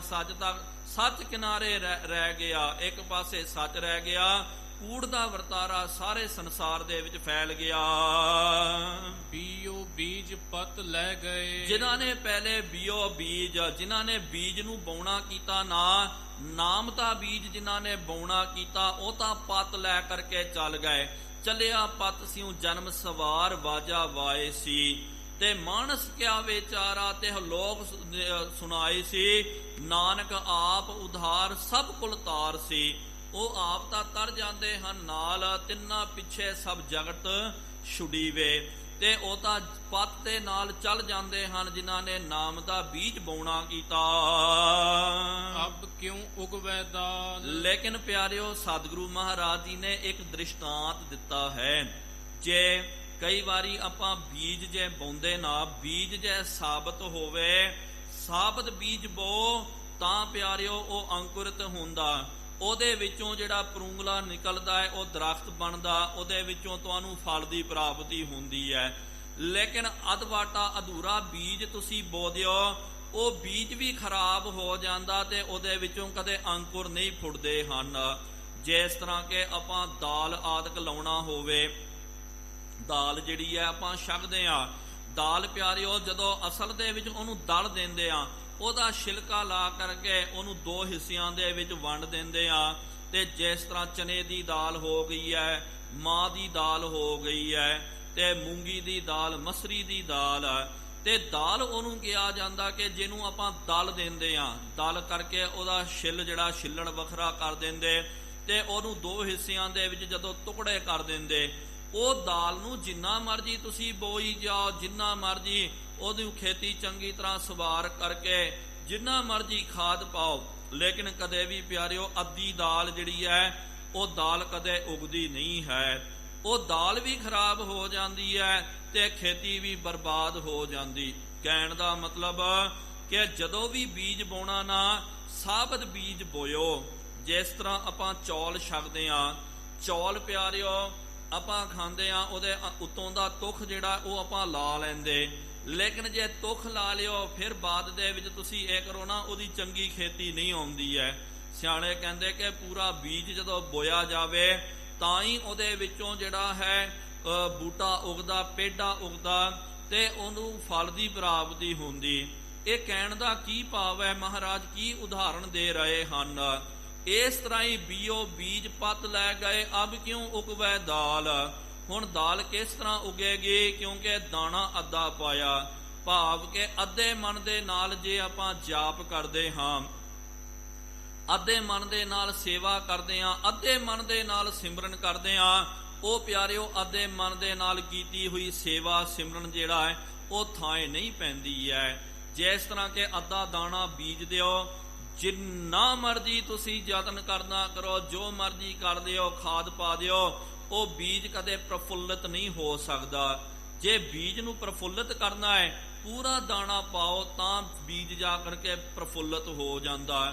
ਜਿਸ ਤਰ੍ਹਾਂ ਕਿ ਕਬੀਰ ਸਾਹਿਬ ਜੀ ਨੇ ਬਚਨ ਕਰਨਾ ਕੀਤਾ ਨਾ, ਕਬੀਰ ਸਿੱਖ ਸਾਖਾ ਬਹੁਤੇ ਕੀਏ, ਕੇਸੋ ਕੀਓ ਨਾ ਮੀਤ ਚਾਲੇ ਥੇ ਹਰ ਮਿਲਨ ਕੋ, ਬੀਜੈ ਅਟਕਿਓ ਚੀਤ। ਕਿ ਭਾਈ ਬੰਦੇ ਨੇ ਤਾਂ ਕਹਿ ਦਿੱਤਾ ਕਿ ਮੈਂ ਆਪਣੇ ਘਰ ਦਾ ਤਿਆਗ ਕਰ ਦਿੱਤਾ ਭਾਈ, ਹੁਣ ਰੱਬ ਨੂੰ ਮਿਲਣਾ ਹੀ ਹੈ, ਉਹਦੀ ਪ੍ਰਾਪਤੀ ਕਰਨੀ ਹੈ, ਲੇਕਿਨ ਅੱਧ ਵਿਚਕਾਰ ਹੀ ਉਹਦਾ ਚਿੱਤ ਅਟਕ ਗਿਆ। ਤੇ ਜਿਨ੍ਹਾਂ ਦਾ ਚਿੱਤ ਅੱਧ ਵਿਚਕਾਰ ਅਟਕ ਜਾਵੇ ਤੇ ਉਹ ਨਾ ਇੱਥੋਂ ਦਾ ਨਾ ਉੱਥੋਂ ਦਾ ਹੋ ਜਾਂਦਾ, ਨਾ ਇਤਕੇ ਨਾ ਉਤਕੇ, ਵਿੱਚੇ ਖਾਏ ਗੁਤਕੇ। ਨਾ ਉਹ ਇੱਥੋਂ ਦਾ ਜੋਗਾ ਰਹਿੰਦਾ ਨਾ ਉੱਥੋਂ ਦਾ ਜੋਗਾ ਰਹਿੰਦਾ, ਉਹ ਵਿਚਕਾਰ ਹੀ ਗੋਤੇ ਖਾਈ ਜਾਂਦਾ।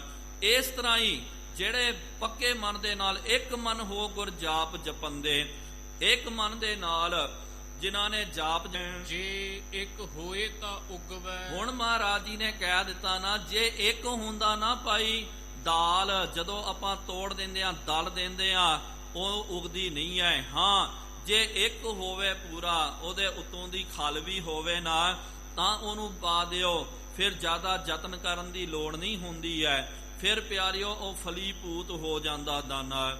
ਇਹਦਾ ਕੀ ਮਤਲਬ ਹੈ? ਇਹ ਬਾਰੀ ਦ੍ਰਿਸ਼ਟਾਂਤ। ਇਹ ਨਾ ਸਮਝਣਾ ਕਰੋ ਕਿ ਮਹਾਰਾਜ ਇੱਥੇ ਭਾਈ ਖੇਤੀ ਕਰਨਾ ਸਿਖਾ ਰਹੇ ਹਨ, ਕਿਉਂਕਿ ਇਹਦਾ ਤਾਂ ਆਮ ਕੋਈ ਜ਼ਮੀਂਦਾਰ ਜਿਹੜਾ ਹੋਵੇ, ਜੱਟ ਕਿਸਾਨ ਹੋਵੇ, ਉਹਨੇ ਕਹਿਣਾ ਮਹਾਰਾਜ ਨੇ ਕਿਹੜੀ ਕਮਾਲ ਦੀ ਗੱਲ ਕਰ ਦਿੱਤੀ ਹੈ। ਇਹ ਤਾਂ ਬੱਚਾ ਬੱਚਾ ਜਾਣਦਾ ਕਿ ਦਾਲ ਨੂੰ ਪਾ ਦਿਓ, ਟੁਕੜਾ ਪਾ ਦਿਓ, ਉਹ ਕਦੇ ਫਲੀਭੂਤ ਨਹੀਂ ਹੁੰਦੀ ਹੈ। ਸਾਬਤ ਬੀਜ ਬੋਇਓ ਤਾਂ ਹੀ ਉਹ ਫਲੀਭੂਤ ਹੁੰਦੀ ਹੈ। ਇਹਦੇ ਵਿੱਚ ਤਾਂ ਕੋਈ ਰਮਜ ਭਰੀ ਗੱਲ ਨਹੀਂ ਹੈ। ਨਹੀਂ ਪਿਆਰਿਓ, ਇਹ ਸਤਿਗੁਰੂ ਮਹਾਰਾਜ ਜੀ ਨੇ ਦ੍ਰਿਸ਼ਟਾਂਤ ਦਿੱਤਾ। ਦ੍ਰਿਸ਼ਟਾਂਤ ਦੇ ਕਰਕੇ ਇਹ ਸਮਝਾਉਣ ਦਾ ਯਤਨ ਕੀਤਾ ਕਿ ਜਿਸ ਤਰ੍ਹਾਂ ਕਿ ਅੱਧਾ ਦਾਣਾ ਕਦੇ ਉਗ ਨਹੀਂ ਸਕਦਾ, ਪੁੰਗਰ ਨਹੀਂ ਸਕਦਾ, ਅੱਧੇ ਮਨ ਦੇ ਨਾਲ ਕੀਤਾ ਹੋਇਆ ਜਾਪ, ਅੱਧੇ ਮਨ ਦੇ ਨਾਲ ਕੀਤਾ ਹੋਇਆ ਸਿਮਰਨ ਸੇਵਾ ਕਦੇ ਫਲੀਭੂਤ ਨਹੀਂ ਹੋ ਸਕਦੀ ਹੈ। ਕਈ ਵਾਰੀ ਪਿਆਰਿਓ ਆਪਾਂ ਆ ਜਾਂਦੇ ਆ, ਅੱਧਾ ਮਨ ਹੁੰਦਾ ਕਿ ਚਲੋ ਜੀ ਫਟਾਫਟ ਐ ਮੱਥਾ ਟੇਕ ਲਈਏ। ਕਈ ਵਾਰੀ ਪਾਠ ਵੀ ਕਰਨਾ, ਬਾਰ-ਬਾਰ ਸਮਾਂ ਵੇਖੀ ਜਾਣਾ ਕਿ ਭਾਈ ਕਦੇ ਸਮਾਂ ਖਤਮ ਹੋ ਗਿਆ। ਅੱਧੇ ਮਨ ਦੇ ਨਾਲ ਕੋਈ ਵੀ ਕੰਮ ਕਰੋ, ਉਹ ਕਦੇ ਸਫਲ ਨਹੀਂ ਹੁੰਦਾ। ਅੱਧਾ ਦਾਣਾ ਬੋ ਦਿਓ, ਉਹ ਵੀ ਕਦੇ ਸਫਲਾ ਨਹੀਂ ਹੁੰਦਾ। ਇਸ ਤਰ੍ਹਾਂ ਹੀ ਅੱਧਾ ਤੁਸੀਂ ਜਿਹੜਾ ਹੈ ਅੱਧੇ ਮਨ ਦੇ ਨਾਲ ਸੇਵਾ ਕਰੋ, ਸਿਮਰਨ ਕਰੋ, ਚੰਗਾ ਕੋਈ ਵੀ ਕੰਮ ਕਰੋ, ਤੇ ਲੋਕ ਦਿਖਾਵੇ ਵਾਸਤੇ ਜਿਹੜੇ ਕੰਮ ਕਰਦੇ ਨਾ, ਉਹ ਵੀ ਪਿਆਰਿਓ ਅੱਧਾ ਹੀ ਕੰਮ ਹੁੰਦਾ। ਅੰਦਰੋਂ ਤਾਂ ਕੋਈ ਭਾਵਨਾ ਨਹੀਂ ਹੁੰਦੀ ਹੈ, ਬਸ ਲੋਕਾਂ ਨੂੰ ਦਿਖਾਉਣ ਦੇ ਵਾਸਤੇ। ਜਿਸ ਤਰ੍ਹਾਂ ਕਿ ਇਹ ਰਾਜਨੀਤਿਕ ਲੋਕ ਸਿਰਫ ਇੱਕ ਲੋਕ ਦਿਖਾਵਾ ਕਰਨ ਵਾਸਤੇ ਲੋਕ ਪ੍ਰਚਾਰਾ ਕਰੇ ਦਿਨ ਰਾਤ, ਬਾਹਰ ਪੇਖ ਅੰਤਰ ਮਲ ਮਾਇਆ, ਛਪਸ ਨਾਹੇ ਕਛ ਕਰੈ ਛਪਾਇਆ। ਉਹਨਾਂ ਨੂੰ ਪਿਆਰਿਓ ਕੋਈ ਮੰਦਰ ਗੁਰਦੁਆਰੇ ਦੇ ਨਾਲ ਲੈਣਾ ਦੇਣਾ ਨਹੀਂ ਹੁੰਦਾ। ਹਾਂ, ਉਹਨਾਂ ਨੂੰ ਜਦੋਂ ਪਤਾ ਲੱਗ ਜਾਂਦਾ ਕਿ ਭਾਈ ਇਹ ਏਰੀਆ ਸਿੱਖਾਂ ਦਾ ਏਰੀਆ ਹੈ, ਸਿੱਖਾਂ ਦੀ ਵੋਟ ਬੈਂਕ ਇੱਥੇ ਬਹੁਤ ਜ਼ਿਆਦੀ ਹੈ। ਫਿਰ ਉਹ ਕੀ ਕਰੇਗਾ, ਜਦੋਂ ਆਵੇ ਨਾ ਗੁਰਦੁਆਰਾ, ਕਹਿੰਦਾ ਜੀ ਗੁਰਦੁਆਰਾ ਕਿੱਥੇ ਹੈ, ਉਹਨੂੰ ਗੁਰਦੁਆਰੇ ਦੇ ਨਾਲ ਜਾਂ ਮਹਾਰਾਜ ਜੀ ਦੇ ਉੱਤੇ ਕੋਈ ਸ਼ਰਧਾ ਨਹੀਂ ਹੁੰਦੀ ਹੈ, ਕੋਈ ਲੈਣਾ ਦੇਣਾ ਨਹੀਂ, ਸਿਰਫ ਲੋਕਾਂ ਨੂੰ ਖਿੱਚਣ ਵਾਸਤੇ, ਉਹਨਾਂ ਦਾ ਵੋਟ ਲੈਣ ਵਾਸਤੇ ਉਹ ਗੁਰਦੁਆਰੇ ਆਉਂਦਾ ਤੇ ਬੜਾ ਉਹਨੇ ਭਾਸ਼ਣ ਦੇ ਦੇਣਾ, ਕੰਮ ਕੁਛ ਨਹੀਂ ਕਰਨਾ ਹੈ। ਇਹ ਵੀ ਪਿਆਰਿਓ ਲੋਕ ਵਿਚਾਰਾ ਹੋ ਗਿਆ, ਅੱਧਾ ਮਨ ਹੋ ਗਿਆ। ਲੋਕ ਦਿਖਾਵੇ ਕਰਕੇ ਜੋ ਵੀ ਆਪਾਂ ਕੰਮ ਕਰਦੇ ਆ ਉਹ ਸਫਲ ਨਹੀਂ ਹੁੰਦਾ। ਰੁੱਤੀ ਹੂੰ ਰੁੱਤ ਹੋਏ, ਨਾਲ ਇੱਕ ਦਾਣਾ ਪੂਰਾ ਹੋਣਾ ਚਾਹੀਦਾ ਤੇ ਰੁੱਤ ਜਿਹੜੀ ਹੈ ਤੇ ਰੁੱਤ ਪੂਰੀ ਹੋਣੀ ਚਾਹੀਦੀ ਹੈ। ਅਬ ਕਲੂ ਆਇਓ ਰੇ ਇੱਕ ਨਾਮ ਬੋਵਹੁ ਬੋਵਹੁ, ਅਨਰੂਤ ਨਾਹੀ ਰਾਹੀ ਮਤ ਭਰਮ ਭੂਲਹੁ ਭੂਲਹੁ। ਗੁਰ ਮਿਲੇ ਹਰ ਪਾਏ ਜਿਸ ਮਸਤਕ ਲੇਖਾ, ਮਨ ਰੁੱਤ ਨਾਮ ਰੇ ਗੁਣ ਕਹੈ ਨਾਨਕ ਹਰ ਹਰੇ ਹਰ ਹਰੇ। ਸਤਿਗੁਰੂ ਮਹਾਰਾਜ ਜੀ ਨੇ ਬਚਨ ਕੀਤਾ ਕਿ ਭਾਈ ਹੁਣ ਕਲਯੁਗ ਦੀ ਰੁੱਤ ਆ ਗਈ ਹੈ, ਇਹ ਵੱਤਰੀ ਰੁੱਤ ਹੈ। ਜਿਸ ਤਰ੍ਹਾਂ ਪਿਆਰਿਓ ਆ ਹੁਣ ਮੌਸਮ ਚੱਲ ਰਿਹਾ ਨਾ, ਇਹਨੂੰ ਵੱਤ ਕਹਿੰਦੇ ਹਨ, ਵੱਤਰੀ ਰੁੱਤ ਕਹਿੰਦੇ ਹਨ। ਇਹ ਮੌਸਮ ਦੇ ਵਿੱਚ ਜਿਹੜਾ ਦਾਣਾ ਪੁੰਗਰਦਾ ਨਾ, ਦਾਣਾ ਵੀ ਪਿਆਰਿਓ ਜਦੋਂ ਆਪਾਂ ਲਾਉਂਦੇ ਆ ਉਹਨਾਂ ਦਾ ਵੀ ਪਿਆਰਿਓ ਇੱਕ ਸਮਾਂ ਹੁੰਦਾ। ਜੇ ਸਮੇਂ ਦੇ ਵਿੱਚ ਉਹ ਦਾਣਾ ਤੁਸੀਂ ਬੋਇਓ ਤਾਂ ਉਹ ਚੰਗੀ ਤਰ੍ਹਾਂ ਫਲੀਭੂਤ ਹੁੰਦਾ। ਆਮ ਜੋ ਕਿਰਸਾਨੀ ਕਰਦੇ ਹਨ, ਹਾਂ ਕੁਛ ਇਹੋ ਜਿਹੀਆਂ ਖੇਤੀਆਂ ਹੁੰਦੀਆਂ ਪਿਆਰਿਓ ਜੋ ਜਦੋਂ ਮਰਜੀ ਦਾਣਾ ਬੋ ਦਿਓ ਉਹ ਫਲੀਭੂਤ ਹੋ ਜਾਂਦਾ।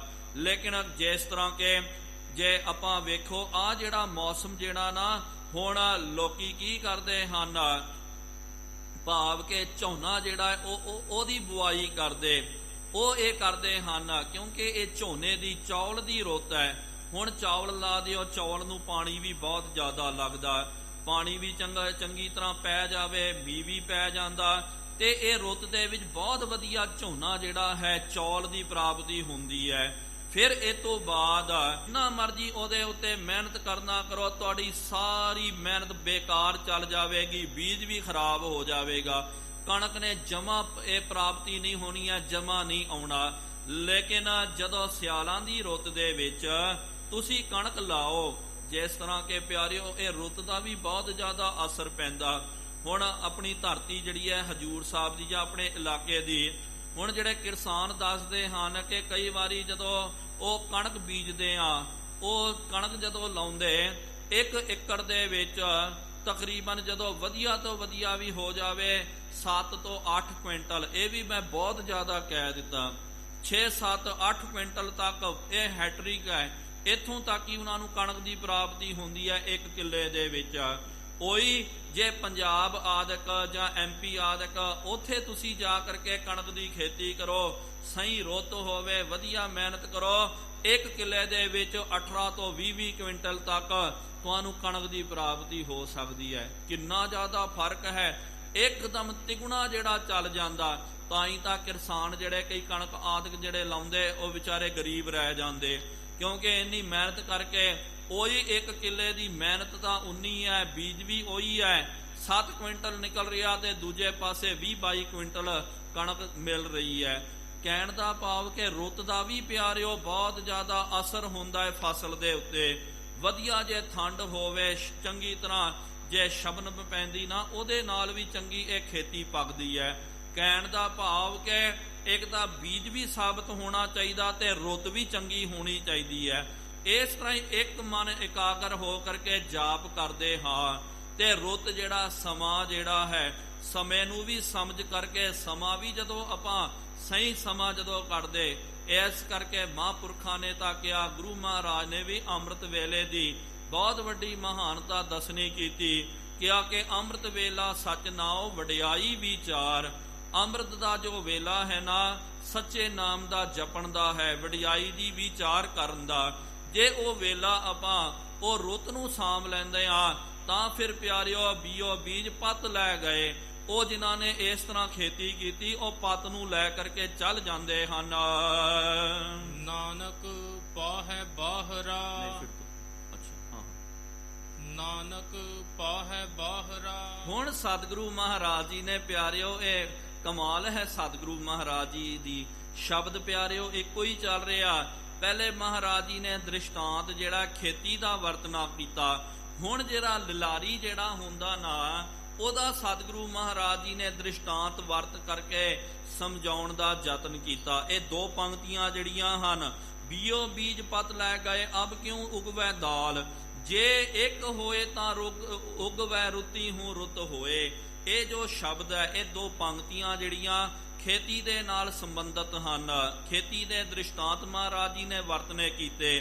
ਹੁਣ ਅਗਲੀਆਂ ਜੋ ਦੋ ਪੰਕਤੀਆਂ ਹਨ, ਤੇ ਇਹਦੇ ਵਿੱਚ ਸਤਿਗੁਰੂ ਮਹਾਰਾਜ ਜੀ ਨੇ ਜਿਸ ਤਰ੍ਹਾਂ ਲਿਲਾਰੀ ਜਿਹੜਾ ਰੰਗ ਚੜਾਉਂਦਾ ਨਾ ਕੱਪੜਿਆਂ ਨੂੰ, ਕਿਉਂਕਿ ਅੱਜ ਤਾਂ ਪਿਆਰਿਓ ਬਹੁਤ ਵਧੀਆ ਸਮਾਂ ਆ ਗਿਆ, ਵਧੀਆ ਕੱਪੜੇ ਹਨ, ਤੇ ਇੰਨੇ ਲੋਕਾਂ ਦੇ ਕੋਲ ਕੱਪੜੇ, ਤੇ ਕਈਆਂ ਦੇ ਕੋਲ ਤਾਂ ਪਿਆਰਿਓ ਪਾਰਾਵਾਰੀ ਪ੍ਰਾਪਤ ਨਹੀਂ ਹੋ ਸਕਦਾ, 500 1000 ਕੱਪੜੇ ਹਨ, ਕਿਉਂਕਿ ਬਹੁਤ ਵੱਡੀ ਬਣਤਰ ਹੈ, ਮਿਲ ਲੱਗ ਗਏ, ਇੰਡਸਟਰੀ ਲੱਗ ਗਈ ਹੈ, ਫੈਕਟਰੀਆਂ ਲੱਗ ਗਈਆਂ, ਬਹੁਤ ਆਸਾਨੀ ਦੇ ਨਾਲ ਕੱਪੜਾ ਜਿਹੜਾ ਇਹ ਬਣਾ ਲੈਂਦੇ ਮਿੰਟਾਂ ਸਕਿੰਟਾਂ ਦੇ ਵਿੱਚ। ਆਮ ਹੁਣ ਤਾਂ ਇਹੋ ਜਿਹਾ ਸਮਾਂ ਆ ਗਿਆ ਕਿ ਕੋਈ ਵੀ ਬੰਦਾ ਕੋਈ ਕੱਪੜਾ 2-3 ਮਹੀਨੇ ਤੋਂ ਵੱਧ ਨਹੀਂ, 2-3 ਮਹੀਨੇ ਪਾ ਲਿਆ, 1-2 ਵਾਰੀ ਪਾ ਲਿਆ, ਬਸ ਉਹਨੂੰ ਸੁੱਟ ਦਿੰਦੇ ਹਨ। ਲੇਕਿਨ ਪਹਿਲੇ ਜ਼ਮਾਨੇ ਦੇ ਵਿੱਚ ਪਿਆਰਿਓ ਕੱਪੜੇ ਦੀ ਬਹੁਤ ਜ਼ਿਆਦਾ ਮਹੱਤਤਾ ਸੀ। ਕੱਪੜਾ ਜਿਹੜਾ ਹੱਥਾਂ ਦੇ ਨਾਲ ਜਿਹੜੇ ਜੁਲਾਹੇ ਬਣਾਉਂਦੇ ਸਨ, ਬਹੁਤ ਜ਼ਿਆਦਾ ਮਿਹਨਤ ਕਰਨੀ ਪੈਂਦੀ ਸੀ। ਆਮ ਜਿਹੜੇ ਬਜ਼ੁਰਗ ਜਿਹੜੇ ਅੱਜ ਵੀ ਮੌਜੂਦ ਹਨ ਪਿਆਰਿਓ, ਉਹਨਾਂ ਨੂੰ ਪਤਾ, ਜਿਨ੍ਹਾਂ ਨੇ ਉਹ ਸਮਾਂ ਵੇਖਿਆ, ਜ਼ਿਆਦੇ ਪਿਆਰਿਓ ਵਸਤਰ ਨਹੀਂ ਹੋਇਆ ਕਰਦੇ ਸਨ, ਤੇ ਆਮ ਜਿਹੜਾ ਬੰਦਾ ਵੱਡੇ ਤੋਂ ਵੱਡਾ ਮਾਇਆ ਧਾਰੀ ਕਿਉਂ ਨਾ ਹੋਵੇ, 4-5 ਹੀ ਉਹਦੇ ਕੋਲ ਵਸਤਰ ਹੁੰਦੇ ਸਨ, ਉਸ ਤੋਂ ਵੱਧ ਨਹੀਂ। ਫਿਰ ਆ ਕਰਕੇ ਫਿਰ ਜਿਹੜਾ ਰੰਗ ਰੇਜ਼ ਹੁੰਦਾ, ਰੰਗ ਲਾਉਣ ਵਾਲਾ, ਹੁਣ ਤਾਂ ਉਹ ਬਿਲਕੁਲ ਹੀ ਖਤਮ ਹੋ ਗਿਆ। ਪਹਿਲੇ ਪਿਆਰਿਓ ਅਸੀਂ ਵੀ ਆਪਣੇ ਬਚਪਨ ਦੇ ਵਿੱਚ ਵੇਖਦੇ ਸੀ, ਆ ਗੇਟ ਨੰਬਰ 1 ਦੇ ਨਾਲ ਹੀ ਹਨੂਮਾਨ ਦੇ ਨਾਲ ਹੀ ਇੱਕ ਰੰਗਰੇਸ ਬਹਿੰਦਾ ਸੀ। ਉਹ ਕੀ ਕਰਦਾ ਸੀ, ਜਿਸ ਤਰ੍ਹਾਂ ਕਿ ਦਸਤਾਰਾਂ ਪਗੜੀਆਂ ਹੁੰਦੀਆਂ, ਖਾਸ ਕਰਕੇ ਸਾਰਾ ਤਾਂ ਚਿੱਟਾ ਹੀ ਹੁੰਦਾ, ਤੇ ਉਹਨੂੰ ਰੰਗ ਲਾ ਕਰਕੇ ਚੜਾ ਕੇ ਦੇ ਦੇਣਾ। ਫਿਰ ਉਹ ਪੱਗ ਬੰਨ ਲੈਣੀ 1-2 ਵਾਰੀ, ਫਿਰ ਚੰਗੀ ਤਰ੍ਹਾਂ ਉਹਨੂੰ ਫਿਰ ਲੂਣ ਦੇ ਪਾਣੀ ਦੇ ਵਿੱਚ, ਗਰਮ ਪਾਣੀ ਦੇ ਵਿੱਚ ਉਹਨੂੰ ਧੋ ਦਿਓ, ਉਹਦਾ ਸਾਰਾ ਰੰਗ ਉਤਰ ਜਾਂਦਾ। ਫਿਰ ਉਹੀ ਕਪੜਾ ਜਿਹੜਾ ਹੈ, ਉਹੀ ਕਪੜਾ ਜਾ ਕਰਕੇ ਰੰਗਰੇਸ ਨੂੰ ਦੇਣਾ, ਉਹਨੂੰ ਜਾ ਕਰਕੇ ਫਿਰ ਕਹਿ ਦਿੰਦੇ ਕਿ ਭਾਈ ਕੋਈ ਕੰਮ ਹੈ ਜੀ, ਉੱਥੇ ਵਿਆਹ ਸ਼ਾਦੀ ਹੈ, ਆਹ ਰੰਗ ਤੂੰ ਚਾੜ ਦੇ। ਜਿਹੜਾ ਰੰਗ ਤੁਸੀਂ ਬੋਲਦੇ ਨਾ, ਉਹ ਰੰਗ ਉਹ ਚਾੜ ਦਿੰਦਾ ਸੀ।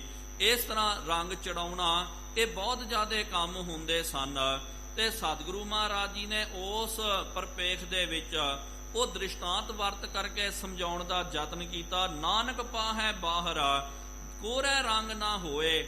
ਜੇ ਰੰਗ ਸਿਰਫ ਤੁਸੀਂ ਲਾਈ ਜਾਓ, ਲੇਕਿਨ ਉਹਦੇ ਉੱਤੇ ਪਾ ਨਾ ਚੜਾਓ, ਤਾਂ ਫਿਰ ਉਹ ਰੰਗ ਪਿਆਰਿਓ ਲੱਗਦਾ ਹੀ ਨਹੀਂ ਹੈ। ਕਿਉਂਕਿ ਰੰਗ ਜੇ ਚੜਾਉਣਾ ਹੋਵੇ, ਪਹਿਲੇ ਲਿਲਾਰੀ ਜਿਹੜਾ ਨਾ, ਉਹ ਪਾਹ ਜਿਹੜੀ ਹੈ, ਉਹਦੇ ਅੰਦਰ ਜਿਹੜੀ ਮਾਇਆ ਲੱਗੀ ਹੋਈ ਕੜਕਪੁਣਾ ਨਾ, ਉਹਨੂੰ ਲਾ ਦਿੰਦਾ, ਫਿਰ ਜਾ ਕਰਕੇ ਦੂਜਾ ਰੰਗ ਉਹਦੇ ਉੱਤੇ ਚੜਦਾ। ਜੇ ਉਹਦੀ ਪਾ ਨਹੀਂ ਲਾਈ ਜਾਵੇ ਨਾ, ਤਾਂ ਉਹਦੇ ਉੱਤੇ ਜਿੰਨਾ ਮਰਜੀ ਯਤਨ ਕਰੋ, ਉਹਦਾ ਰੰਗ ਹੀ ਨਹੀਂ ਚੜਦਾ ਸੀ। ਭੈ ਵਿੱਚ ਖੁੰਭ ਚੜਾਈ ਹੈ। ਸਤਿਗੁਰੂ ਮਹਾਰਾਜ ਜੀ ਨੇ ਕਿਹਾ ਕਿ ਉਹਨੂੰ ਫਿਰ ਸਭ ਤੋਂ ਪਹਿਲੇ ਖੁੰਭ ਚਾੜਨਾ ਪੈਂਦਾ। ਉਹਨੂੰ ਖੁੰਭ ਕਹਿੰਦੇ ਸਨ। ਪਾਣੀ ਜਿਹੜਾ ਉਹਨੂੰ ਚੰਗੀ ਤਰ੍ਹਾਂ ਗਰਮ ਕਰਕੇ, ਉਹਦੇ ਵਿੱਚ ਲੂਣ ਹੋ ਗਿਆ, ਫਿਟਕੜੀ ਆਦਿਕ, ਔਰ ਕੁਛ ਉਹਨਾਂ ਦੇ ਕੋਲ ਕੁਛ ਕੈਮੀਕਲ ਆਦਿਕ ਹੁੰਦਾ ਸੀ, ਜ਼ਿਆਦਾ ਕਰਕੇ ਤਾਂ ਇਹ ਪਾਉਂਦੇ। ਇਹ ਪਾ ਕਰਕੇ ਉਹਨੂੰ ਚੰਗੀ ਤਰ੍ਹਾਂ ਖੁੰਭ ਚਾੜਦੇ, ਤਾਂ ਫਿਰ ਉਹਦਾ ਜਿੰਨਾ ਵੀ ਪਹਿਲੇ ਦਾ ਰੰਗ ਜਿਹੜਾ ਹੈ ਉਹ ਉਤਰ ਜਾਂਦਾ। ਤੇ ਸਤਿਗੁਰੂ ਮਹਾਰਾਜ ਜੀ ਨੇ ਇਹ ਦ੍ਰਿਸ਼ਟਾਂਤ ਆਪ ਜੀ ਨੂੰ ਲੱਗੇਗਾ ਕਿ ਮਹਾਰਾਜ ਜੀ ਨੇ ਤਾਂ ਭਾਈ ਇਹ ਰੰਗਰੇਸ ਜਿਹੜੇ ਰੰਗਾਰੀ ਹੁੰਦੇ, ਉਹਨਾਂ ਦਾ ਕੰਮ ਮਹਾਰਾਜ ਜੀ ਨੇ ਸਿਖਾਇਆ। ਨਹੀਂ ਪਿਆਰਿਓ, ਮਹਾਰਾਜ ਜੀ ਨੇ ਦ੍ਰਿਸ਼ਟਾਂਤ ਦਿੱਤਾ। ਜਿਸ ਤਰ੍ਹਾਂ ਕਿ ਰੰਗਾਰੀ ਜਿਹੜਾ ਹੁੰਦਾ ਨਾ, ਉਹ ਕੀ ਕਰਦਾ, ਖੁੰਭ ਚਾੜਦਾ। ਤੇ ਤੁਸੀਂ ਵੀ ਆਪਣੇ ਮਨ ਨੂੰ ਜਦੋਂ ਨਾਮ ਦਾ ਰੰਗ ਚੜਾਉਣਾ ਨਾ, ਨਾਮ ਦਾ ਰੰਗ, ਤਾਂ ਸਭ ਤੋਂ ਪਹਿਲੇ ਭੈ ਦਾ ਖੁੰਭ ਚੜਾਉਣਾ ਪਵੇਗਾ। ਭਾਵ ਕਿ ਭੈ ਭਾਵਨੀ ਦੇ ਵਿੱਚ, ਜਦੋਂ ਰੱਬ ਦੇ ਨਿਰਮਲ ਭੈ ਦੇ ਵਿੱਚ ਆਪਾਂ ਰਹਿੰਦੇ ਆ, ਤੇ ਨਿਰਮਲ ਭਉ ਨੂੰ ਸਵੀਕਾਰ ਕਰਨਾ, ਇਹ ਖੁੰਭ ਚਾੜਨਾ ਹੈ। ਸ਼ਰਮ ਪਾਹੁ ਤਨ ਹੋਏ। ਫਿਰ ਸ਼ਰਮ ਦੀ ਜੋ ਹੈ, ਜੋ ਆਪਾਂ ਸ਼ਰਮ ਕਰਦੇ ਆ, ਮਿਹਨਤ ਮਸ਼ੱਕਤ ਕਰਦੇ ਆ, ਜਿਨੀ ਨਾਮ ਤੇ ਆਇਆ ਗਏ ਮਸ਼ੱਕਤ ਕਹਾਲ, ਉਹ ਮਸ਼ੱਕਤ ਕਾਲ ਕਰਕੇ ਜਾਂਦੇ ਹਨ। ਬਹੁਤ ਵੱਡੀ ਪਿਆਰਿਓ ਇਹ ਮਸ਼ੱਕਤ ਹੈ, ਜਿਹਨੂੰ ਆਪਾਂ ਸ਼ਰਮ ਬੋਲਦੇ ਆ। ਸ਼ਰਮ ਦੀ ਪਾ ਤਨ ਹੋਏ, ਸ਼ਰਮ ਦੀ ਪਾ ਜਿਹੜੀ ਹੈ ਉਹ ਫਿਰ ਲਾਉਣੀ ਚਾਹੀਦੀ। ਨਾਨਕ ਭਗਤੀ ਜੇ ਰਪੈ ਕੂੜੈ ਸੋਇ ਨ ਕੋ। ਫਿਰ ਪਿਆਰਿਓ ਕੀ ਹੁੰਦਾ, ਇਹ ਕੂੜ ਦਾ ਜੋ ਰੰਗ ਜਿਹੜਾ, ਜਿਸ ਤਰ੍ਹਾਂ ਆਪ ਨੂੰ ਦਾਸ ਨੇ ਪਹਿਲਾਂ ਹੀ ਬੇਨਤੀ ਕੀਤੀ ਹੈ ਕਿ ਜਦੋਂ ਆਪਾਂ ਕੱਪੜੇ ਨੂੰ ਰੰਗਣ ਵਾਸਤੇ ਜਾਂਦੇ ਨਾ, ਪਹਿਲੇ ਪਾ ਲਾ ਕਰਕੇ ਉਹਦੀ ਮਾਇਆ ਜਿਹੜੀ ਹੈ ਉਹ ਰੰਗਾਰੀ ਜਿਹੜਾ ਹੈ ਉਹ ਉਤਾਰ ਦਿੰਦਾ। ਫਿਰ ਕੀ ਕਰਦਾ, ਫਿਰ ਉਹਨੂੰ ਖੁੰਭ ਚਾੜ ਕਰਕੇ ਅਸਲੀ ਰੰਗ, ਅਸਲੀ ਪਾ ਜਿਹੜੀ ਹੈ ਉਹ ਚਾੜਦਾ ਹੈ। ਇਸ ਤਰ੍ਹਾਂ ਹੀ ਜਦੋਂ ਆਪਾਂ ਗੁਰੂ ਦੇ ਕੋਲ ਆਉਂਦੇ ਆ ਤੇ ਸਤਿਗੁਰੂ ਸੱਚੇ ਪਾਤਸ਼ਾਹ ਜੀ ਮਹਾਰਾਜ ਕੀ ਕਰਦੇ ਹਨ, ਪਹਿਲੇ ਫਿਰ ਭੈ ਦਾ ਖੁੰਭ ਤੇ ਸ਼ਰਮ ਦੀ ਪਾਉ ਲਾ ਕਰਕੇ ਫਿਰ ਕੂੜਾ ਸੋਏ, ਉਹਦਾ ਜੋ ਕੂੜ ਦਾ ਮਲ ਜਿਹੜਾ, ਪਹਿਲੇ ਦਾ ਜੋ ਝੂਠ ਦਾ ਰੰਗ ਉਹ ਸਾਰਾ ਉਤਾਰ ਕਰਕੇ ਨਾਨਕ ਭਗਤੀ ਜੇ ਰਪੈ, ਫਿਰ ਭਗਤੀ ਜਿਹੜੀ ਹੈ ਉਹ ਰੱਪ ਦਿੰਦੇ ਹਨ। ਭਗਤੀ ਦਾ ਰੰਗ ਜਿਹੜਾ ਹੈ ਉਹਨੂੰ ਚਾੜ ਦਿੰਦੇ ਹਨ। ਤੇ ਇੱਕ ਵਾਰੀ ਇਹ ਰੰਗ ਲੱਗ ਜਾਵੇ ਨਾ, ਲਾਲ ਰੰਗ ਤਿਸ ਕੋ ਲੱਗਾ ਜਿਸ ਕੇ ਵਡਭਾਗਾ, ਮੈਲਾ ਕਦੇ ਨਾ ਹੋਵਈ ਨਹਿ ਲਾਗੈ ਦਾਗਾ। ਇਹ ਨਾਮ ਦਾ ਲਾਲ ਰੰਗ ਜਿਹੜਾ ਉਹਨਾਂ ਨੂੰ ਲੱਗ ਜਾਂਦਾ, ਭਗਤੀ ਦਾ ਰੰਗ ਉਹਨਾਂ ਨੂੰ ਚੜ ਜਾਂਦਾ। ਰੰਗ ਲਾਗਤ ਲਾਗਤ ਲਾਗਤ ਹੈ ਭ੍ਰਮ ਭਾਏ। ਸ਼ਲੋਕ ਮਹੱਲਾ ਪਹਿਲਾ। ਹੁਣ ਅਗਲਾ ਜੋ ਸ਼ਲੋਕ ਹੈ ਸਤਿਗੁਰੂ ਮਹਾਰਾਜ ਜੀ ਨੇ ਮਾਝ ਕੀ ਵਾਰ ਦੇ ਵਿੱਚ ਜੋ ਉਚਾਰਨ ਕੀਤਾ ਨਾ, ਜੋ ਦਰਜ ਹੈ ਬਾਣੀ ਵਿੱਚ, ਉਹ ਸ਼ਬਦ ਮਹਾਰਾਜ ਜੀ ਨੇ ਇਸ ਪ੍ਰਪੇਖ ਦੇ ਵਿੱਚ, ਕਲਯੁਗ ਦੇ ਵਰਤਾਰੇ ਦੇ ਪ੍ਰਪੇਖ ਦੇ ਵਿੱਚ ਮਹਾਰਾਜ ਜੀ ਨੇ ਇਹ ਸ਼ਬਦ ਉਚਾਰਨ ਕਰਨਾ ਕੀਤਾ। ਬੇਅੰਤ ਪਿਆਰਿਓ ਬਥੇਰੇ ਇਹੋ ਜਿਹੇ ਸ਼ਬਦ ਹਨ ਜੋ ਯੁੱਗਾਂ ਦੇ ਸੰਬੰਧ ਦੇ ਵਿੱਚ ਸਤਿਗੁਰੂ ਮਹਾਰਾਜ ਜੀ ਨੇ ਉਚਾਰਨ ਕੀਤਾ। ਇਹ ਜੋ ਪਾਵਨ ਧੁਰ ਕੀ ਬਾਣੀ ਹੈ, ਗੁਰ ਅਰਜਨ ਦੇਵ ਜੀ ਮਹਾਰਾਜ ਜੀ ਨੇ ਮਾਝ ਰਾਗ ਦੇ ਵਿੱਚ ਇਹਨੂੰ ਦਰਜ ਕੀਤਾ। ਮਾਝ ਕੀ ਵਾਰ ਵਿੱਚ ਕਲਕਾਤੀ ਰਾਜੇ ਕਾ ਸਾਈ, ਸਤਿਗੁਰੂ ਮਹਾਰਾਜ ਜੀ ਨੇ ਬਚਨ ਕੀਤਾ ਕਲਕਾਤੀ। ਕਲ ਦਾ ਮਤਲਬ ਕਿ ਕਲਯੁਗ ਦਾ ਜੋ ਸਮਾਂ ਹੈ ਨਾ, ਹੁਣ ਇਹ ਸਮਾਂ ਜਿਹੜਾ ਕਾਤੀ ਬਣ ਗਿਆ। ਕੱਤਾ ਜਿਹਨੂੰ ਆਪਾਂ ਬੋਲਦੇ ਨਾ ਫਰਸਾ, ਜਿਸ ਤਰ੍ਹਾਂ ਕਿ ਜੋ ਜਲਾਦ ਹੁੰਦੇ ਹਨ, ਕਸਾਈ ਹੁੰਦੇ ਹਨ, ਜੋ ਬੁੱਚੜਖਾਨੇ ਦੇ ਵਿੱਚ ਮਾਸ ਨੂੰ ਟੁੱਕ ਵੱਢ ਕਰਦੇ, ਬੱਕਰਿਆਂ ਨੂੰ ਮੁਰਗਿਆਂ ਨੂੰ ਝਟਕਾਉਣਾ, ਉਹ ਕੱਤਾ ਹੁੰਦਾ ਉਹਨਾਂ ਦੇ ਕੋਲ। ਇਸ ਤਰ੍ਹਾਂ ਹੀ ਮਹਾਰਾਜ ਜੀ ਨੇ ਕਿਹਾ ਕਿ ਕਲਯੁਗ ਦਾ ਜੋ ਸਮਾਂ ਹੈ ਇਹ ਕਾਤੀ ਬਣ ਗਿਆ। ਕਸਾਈ ਕੌਣ ਹੈ? ਕਸਾਈ ਰਾਜੇ ਬਣ ਗਏ ਹਨ। ਰਾਜੇ ਪਾਪ ਕਮਾਉਂਦੇ, ਉਲਟੀ ਵਾੜ ਖੇਤ ਕਉ ਖਾਈ। ਰਾਜੇ ਦਾ ਭਾਈ ਧਰਮ ਹੈ ਕਿ ਆਪਣੀ ਪ੍ਰਜਾ ਦਾ ਪਾਲਨ ਕਰਨਾ, ਪ੍ਰਜਾ ਦੇ ਰਾਖੇ ਬਣਨਾ, ਪ੍ਰਜਾ ਦੀ ਰਖਵਾਲੀ ਕਰਨਾ। ਜੇ ਰਾਜਿਆਂ ਨਹੀਂ ਪਿਆਰਿਓ ਆਪਣਾ ਧਰਮ ਛੱਡ ਕਰਕੇ ਉਹਨਾਂ ਨੇ ਬੰਦਿਆਂ ਨੂੰ ਮਾਰ ਮਾਰ ਕਰਕੇ ਖਾਣਾ ਕੀਤਾ। ਇੱਥੇ ਮਾਰ ਕੇ ਖਾਣ ਦਾ ਇਹ ਮਤਲਬ ਨਹੀਂ ਹੈ ਕਿ ਬੰਦਿਆਂ ਨੂੰ ਝਟਕਾ ਕਰਕੇ ਉਹਨਾਂ ਦਾ ਮਾਸ ਛਕ ਰਹੇ, ਨਹੀਂ ਪਿਆਰਿਓ। ਜੇ ਬੰਦੇ ਦੀ ਕੋਈ ਜ਼ਮੀਰ ਮਾਰ ਰਿਹਾ ਉਹ ਵੀ ਤਾਂ ਮਰਿਆ ਹੈ। ਜੇ ਰੋਜ਼ਗਾਰ ਤੋਂ ਕੋਈ ਮਰ ਗਿਆ, ਜੇ ਕੋਈ ਸ਼ੋਸ਼ਣ ਕਰਦੇ ਹਨ ਕਾਨੂੰਨ ਜਿਹੜਾ, ਜਾਂ ਕਿਸੇ ਵੀ ਤਰੀਕੇ ਦੇ ਨਾਲ ਉਹਨਾਂ ਨੂੰ ਦਬਾਇਆ ਜਾਂਦਾ। ਅੱਜ ਵੀ ਆਪਾਂ ਵੇਖਦੇ ਹਾਂ ਕਈ ਵਾਰੀ ਸਰਕਾਰਾਂ ਜੋ ਇਹ ਰਾਜੇ ਹੁੰਦੇ ਹਨ ਇੰਨਾ ਅਤਿਆਚਾਰ ਕਰਦੇ, ਤੇ ਉਹ ਅਤਿਆਚਾਰ ਕੀ ਹੈ, ਉਹ ਤਾਂ ਕਸਾਈ ਬਣ ਗਏ। ਉਹ ਉਹਨਾਂ ਦਾ ਕੰਮ ਹੈ। ਜਿਸ ਤਰ੍ਹਾਂ ਕਸਾਈ ਕੀ ਕਰਦਾ, ਤੇ ਕਸਾਈ ਜਾਨਵਰਾਂ ਨੂੰ ਪਾਲਦਾ ਵੀ ਹੈ, ਬੱਕਰੇ ਮੁਰਗੇ ਆਦਿ ਰੱਖਦਾ। ਲੇਕਿਨ ਪਿਆਰਿਓ ਕਸਾਈ ਦਾ ਪਿਆਰ ਕੋਈ ਨਹੀਂ ਹੁੰਦਾ। ਇਹ ਨਹੀਂ ਕਹਿੰਦਾ ਕਿ ਨਹੀਂ ਜੀ ਇਹਨਾਂ ਨੂੰ ਪਾਲ ਪੋਸ ਕੇ ਵੱਡਾ ਕਰਦਾ। ਉਹਨੂੰ ਤਾਂ ਇਹੀ ਹੈ ਕਿ ਮੈਂ, ਜੇ ਕਸਾਈ ਖੁਰਾਕ ਵੀ ਖਿਲਾਵੇ ਨਾ, ਤੇ ਇਹ ਨਹੀਂ ਸਮਝਣਾ ਚਾਹੀਦਾ ਕਿ ਭਾਈ ਕਿੰਨਾ ਵਧੀਆ ਕਸਾਈ ਹੈ, ਭਾਈ ਇਹਨੇ ਬੱਕਰੇ ਨੂੰ ਜਾਂ ਆ ਜਿਹੜਾ ਜਾਨਵਰ ਨੂੰ ਕਿੰਨੀ ਖੁਰਾਕ ਖਿਲਾ ਰਿਹਾ। ਉਹ ਖੁਰਾਕ ਵੀ ਪਿਆਰਿਓ ਉਹਦਾ ਮਾਸ, ਉਹਦੀ ਚਰਬੀ ਵਧਾਉਣ ਦੇ ਵਾਸਤੇ। ਉਹਨੂੰ ਲਾਲਚ ਹੀ ਹੁੰਦੀ ਹੈ ਨਾ ਕਿ ਮਾਸ ਵੱਧ ਜਾਵੇਗਾ, ਮਾਇਆ ਜ਼ਿਆਦੀ ਮਿਲੇਗੀ। ਹੁਣ ਇਹਨੂੰ ਕੱਟ ਕੇ ਵੇਚਾਂਗੇ ਕਿ ਇੱਥੇ 5-10 ਹਜ਼ਾਰ ਆਉਣੇ, ਜੇ ਮੈਂ ਵਧੀਆ ਤਗੜਾ ਕਰਕੇ ਮਾਰਾਂਗਾ ਨਾ ਤੇ 15-20 ਹਜ਼ਾਰ ਮਿਲ ਸਕਦੇ। ਉਹਦੀ ਅੰਦਰ ਦੀ ਇਹੀ ਭਾਵਨਾ ਹੁੰਦੀ ਹੈ। ਕਈ ਵਾਰੀ ਇਹ ਰਾਜੇ ਮਹਾਰਾਜੇ ਜੋ ਹਨ ਕੁਛ ਦਿੰਦੇ ਨਾ, ਤੇ ਫਿਰ ਉਹ ਦਿੰਦੇ ਵੀ ਕਾਹਦੇ ਵਾਸਤੇ? ਜਿਸ ਤਰ੍ਹਾਂ ਕਸਾਈ ਉਹ ਆਪਣੇ ਜੋ ਹੈ ਜਿਨ੍ਹਾਂ ਨੂੰ ਕੱਟਣਾ ਵੱਢਣਾ, ਉਹਨਾਂ ਨੂੰ ਜੇ ਛਕਾ ਕਰਕੇ ਤਗੜਾ ਕਰਦਾ, ਇਹ ਇਹਨਾਂ ਦੀ ਮਨਸ਼ਾ ਹੈ। ਰਾਜਿਆਂ ਦਾ ਕੰਮ ਹੈ ਲੋਕਾਂ ਨੂੰ ਬਚਾਉਣਾ, ਲੇਕਿਨ ਇੱਥੇ ਰਾਜੇ ਕਸਾਈ ਬਣ ਗਏ। ਧਰਮ ਪੰਖ ਕਰ ਉਡਰਿਆ, ਧਰਮ ਨੇ ਖੰਭ ਲਾ ਕਰਕੇ ਉਡਾਰੀ ਮਾਰ ਦਿੱਤੀ ਹੈ। ਧਰਮ ਜਿਹੜਾ ਸੰਸਾਰ ਦੇ ਵਿੱਚੋਂ ਨਿਕਲ ਹੀ ਗਿਆ, ਧਰਮ ਤਾਂ ਚੱਲ ਹੀ ਗਿਆ। ਤੇ ਕਿਸੇ ਜ਼ਮਾਨੇ ਦੇ ਵਿੱਚ ਸੁਣਦੇ ਆ ਲੋਕੀ ਕਿੰਨੇ ਧਰਮ ਪਰਾਇਣੀ ਹੁੰਦੇ ਸਨ, ਜੋ ਬਚਨ ਕਰਦੇ ਬਚਨ ਪੂਰਾ ਕਰਦੇ, ਧਰਮ ਦੇ ਵਿੱਚ ਰਹਿਣਾ ਤੇ ਧਰਮ ਦੀ ਪ੍ਰਤਿਪਾਲਨਾ ਕਰਦੇ ਸਨ। ਲੇਕਿਨ ਉਹ ਧਰਮ ਜਿਹੜਾ ਹੁਣ ਨਜ਼ਰ ਹੀ ਨਹੀਂ ਆ ਰਿਹਾ। ਵੱਡੇ ਵੱਡੇ ਧਾਰਮਿਕ ਅਸਥਾਨਾਂ ਤੇ ਹਰ ਥਾਵਾਂ ਤੇ ਜਿਹੜਾ ਧਰਮ ਤੋਂ ਆਪਾਂ ਇੱਕ ਪਾਸੇ ਕਹਿੰਦੇ ਆ ਕਿ ਇਹ ਅਸਥਾਨ ਤਾਂ ਧਰਮ ਦਾ ਹੈ, ਲੇਕਿਨ ਉਥੋਂ ਵੀ ਧਰਮ ਜਿਹੜਾ ਹੈ ਉਡਾਰੀ ਮਾਰ ਗਿਆ, ਖਾਲੀ ਹੋ ਗਿਆ। ਕੂੜ ਅਮਾਵਸ ਸੱਚ ਚੰਦਰਮਾ, ਹੁਣ ਕੂੜ ਦੀ ਅਮਾਵਸ ਜਿਹੜੀ ਹੈ, ਜਿਸ ਤਰ੍ਹਾਂ ਮੱਸਿਆ ਦੀ ਰਾਤ ਹੋਵੇ ਨਾ ਤਾਂ ਪਿਆਰਿਓ ਚੰਦਰਮਾ ਜਿਹੜਾ ਛੁਪ ਜਾਂਦਾ। ਚੰਦਰਮਾ ਮੱਸਿਆ ਦੀ ਰਾਤ ਨੂੰ ਉੱਕਾ ਨਹੀਂ ਚੜਦਾ, ਬਿਲਕੁਲ ਤੁਹਾਨੂੰ ਨਜ਼ਰ ਨਹੀਂ ਆਉਂਦਾ। ਤੇ ਆਪ ਕਦੇ ਵੇਖਣਾ ਕਰੋ। ਤੇ ਅੱਜ ਤਾਂ ਪਿਆਰਿਓ ਇੰਨਾ ਜ਼ਿਆਦਾ ਹੋ ਗਿਆ, ਲਾਈਟਾਂ ਲੱਗ ਗਈਆਂ, ਆਪਾਂ ਇਸ ਪਾਸੇ ਧਿਆਨ ਹੀ ਨਹੀਂ ਦਿੰਦੇ। ਲੇਕਿਨ ਕਦੇ ਆਪ ਦਿਹਾਤ ਦੇ ਵਿੱਚ ਜੰਗਲਾਂ ਦੇ ਵਿੱਚ ਜਾਓ ਤਾਂ ਤੁਹਾਨੂੰ ਪੂਰਾ ਪਤਾ ਲੱਗੇਗਾ। ਇਹ ਦੂਜਦਾ ਵੀ ਹੋਵੇ ਤਾਂ ਨਿੱਕਾ ਜਿਹਾ ਚੰਦਰਮਾ ਜਿਹੜਾ ਹਲਕਾ ਜਿਹਾ ਜਿਹੜਾ ਹੈ ਉਹ ਨਜ਼ਰ ਆਉਂਦਾ, ਥੋੜੇ ਸਮੇਂ ਵਾਸਤੇ ਕਿਉਂ ਨਹੀਂ, ਲੇਕਿਨ ਨਜ਼ਰ ਆਉਂਦਾ, ਉਹਦੇ ਦਰਸ਼ਨ ਹੁੰਦੇ। ਲੇਕਿਨ ਮੱਸਿਆ ਦੀ ਰਾਤ ਨੂੰ ਬਿਲਕੁਲ ਚੰਦਰਮਾ ਜਿਹੜਾ ਸਾਰੀ ਰਾਤ ਤੁਸੀਂ ਵੇਖ ਲਓ ਤੁਹਾਨੂੰ ਨਜ਼ਰ ਨਹੀਂ ਆਵੇਗਾ। ਤੇ ਕਈ ਵਾਰੀ ਦੇਖੋ ਸ਼ਾਮ ਤੋਂ ਪਹਿਲਾਂ ਹੀ ਜਿਹੜਾ ਜਦੋਂ ਚੰਦਰਮਾ ਘਟਦਾ ਤਾਂ ਪਿਆਰਿਓ ਸ਼ਾਮ ਦੇ ਵੇਲੇ ਹੀ ਤੁਹਾਨੂੰ ਨਜ਼ਰ ਆਵੇਗਾ, ਲੇਕਿਨ ਰਾਤਰੀ ਤੋਂ ਬਾਅਦ ਨਜ਼ਰ ਨਹੀਂ ਆਉਂਦਾ। ਪੁੰਨਿਆ ਦੀ ਰਾਤ ਨੂੰ ਪੂਰਾ ਚੰਦਰਮਾ ਨਜ਼ਰ ਆਉਂਦਾ ਤੇ ਮੱਸਿਆ ਨੂੰ ਪੂਰਾ ਚੰਦਰਮਾ ਬਿਲਕੁਲ ਨਜ਼ਰ ਨਹੀਂ ਆਉਂਦਾ। ਇਸ ਤਰ੍ਹਾਂ ਹੀ ਕੂੜ ਦਾ ਅਮਾਵਸ ਬਣ ਗਈ ਹੈ ਤੇ ਸੱਚ ਜਿਹੜਾ ਚੰਦਰਮਾ ਬਣ ਗਿਆ। ਹੁਣ ਚੰਦਰਮਾ ਚੜ੍ਹਿਆ ਕਿੱਥੇ ਹੈ ਪਤਾ ਹੀ ਨਹੀਂ ਚੱਲ ਰਿਹਾ ਹੈ। ਭਾਵ ਕਿ ਜਿੱਥੇ ਵੇਖੋ ਕੂੜ ਫਿਰੈ ਪ੍ਰਧਾਨ ਵੇ ਲਾਲੋ, ਕੂੜ ਹੀ ਪ੍ਰਧਾਨ ਬਣ ਗਿਆ, ਝੂਠ ਹੀ ਉਹਦੀ ਪ੍ਰਧਾਨਗੀ ਚੱਲ ਰਹੀ ਹੈ। ਈਸੈ ਨਾਹੀ ਕਹਿ ਚੜਿਆ, ਕਿੱਥੇ ਚੜਿਆ ਇਹਦਾ ਪਤਾ ਨਹੀਂ ਚੱਲ ਰਿਹਾ। ਭਾਲ ਵਿਕੁੰਨੀ ਹੋਈ, ਸਤਿਗੁਰੂ ਮਹਾਰਾਜ ਜੀ ਨੇ ਕਿਹਾ ਕਿ ਅਸੀਂ ਪਹਾਲ ਕਰਕੇ ਥੱਕ ਗਏ। ਆਪਾਂ ਵੀ ਕਹਿੰਦੇ ਜੀ ਸੱਚ ਕਿੱਥੇ ਹੈ। ਆਮ ਹਰ ਕੋਈ ਆਦਮੀ ਦਾ ਇਹੀ ਪਿਆਰਿਓ ਪ੍ਰਸ਼ਨ ਹੈ ਕਿ ਨਹੀਂ ਜੀ ਅਸੀਂ ਤਾਂ ਵੇਖ ਰਹੇ ਹਾਂ ਸੱਚ ਤਾਂ ਪੂਰਾ ਹੀ ਛੁਪ ਗਿਆ, ਤੇ ਭਾਲ ਕਰਕੇ ਵੇਖ ਕਰਕੇ ਅਸੀਂ ਥੱਕ ਗਏ ਹਾਂ, ਲੇਕਿਨ ਸੱਚ ਸੰਸਾਰ ਦੇ ਵਿੱਚ ਨਜ਼ਰ ਹੀ ਨਹੀਂ ਆ ਰਿਹਾ। ਅੰਧੇਰਾ ਰਾਹ ਨਾ ਕੋਈ, ਇਸ ਤਰ੍ਹਾਂ ਅੰਧੇਰਾ ਮੱਚ ਗਿਆ, ਕੂੜ ਦਾ ਅਗਿਆਨਤਾ ਦਾ ਅੰਧੇਰਾ ਛਾ ਗਿਆ, ਜਿੱਥੇ ਰਾਹ ਵੀ ਜਿਹੜਾ ਕੋਈ ਨਜ਼ਰ ਨਹੀਂ ਆ ਰਿਹਾ ਕਿ ਕਿਹੜੇ ਰਾਹ ਦੇ ਉੱਤੇ ਮੈਂ ਚੱਲਣਾ ਕਰਾਂ। ਵਿੱਚ ਹਉਮੈ ਕਰ ਦੁੱਖ ਰੋਈ, ਨਾਲ ਇੱਕ ਤਾਂ ਹਉਮੈ ਦਾ ਵੀ ਜੋ ਹੈ ਰੋਗ ਬੰਦੇ ਨੂੰ ਲੱਗ ਗਿਆ ਕਲਯੁਗ ਦੇ ਵਿੱਚ।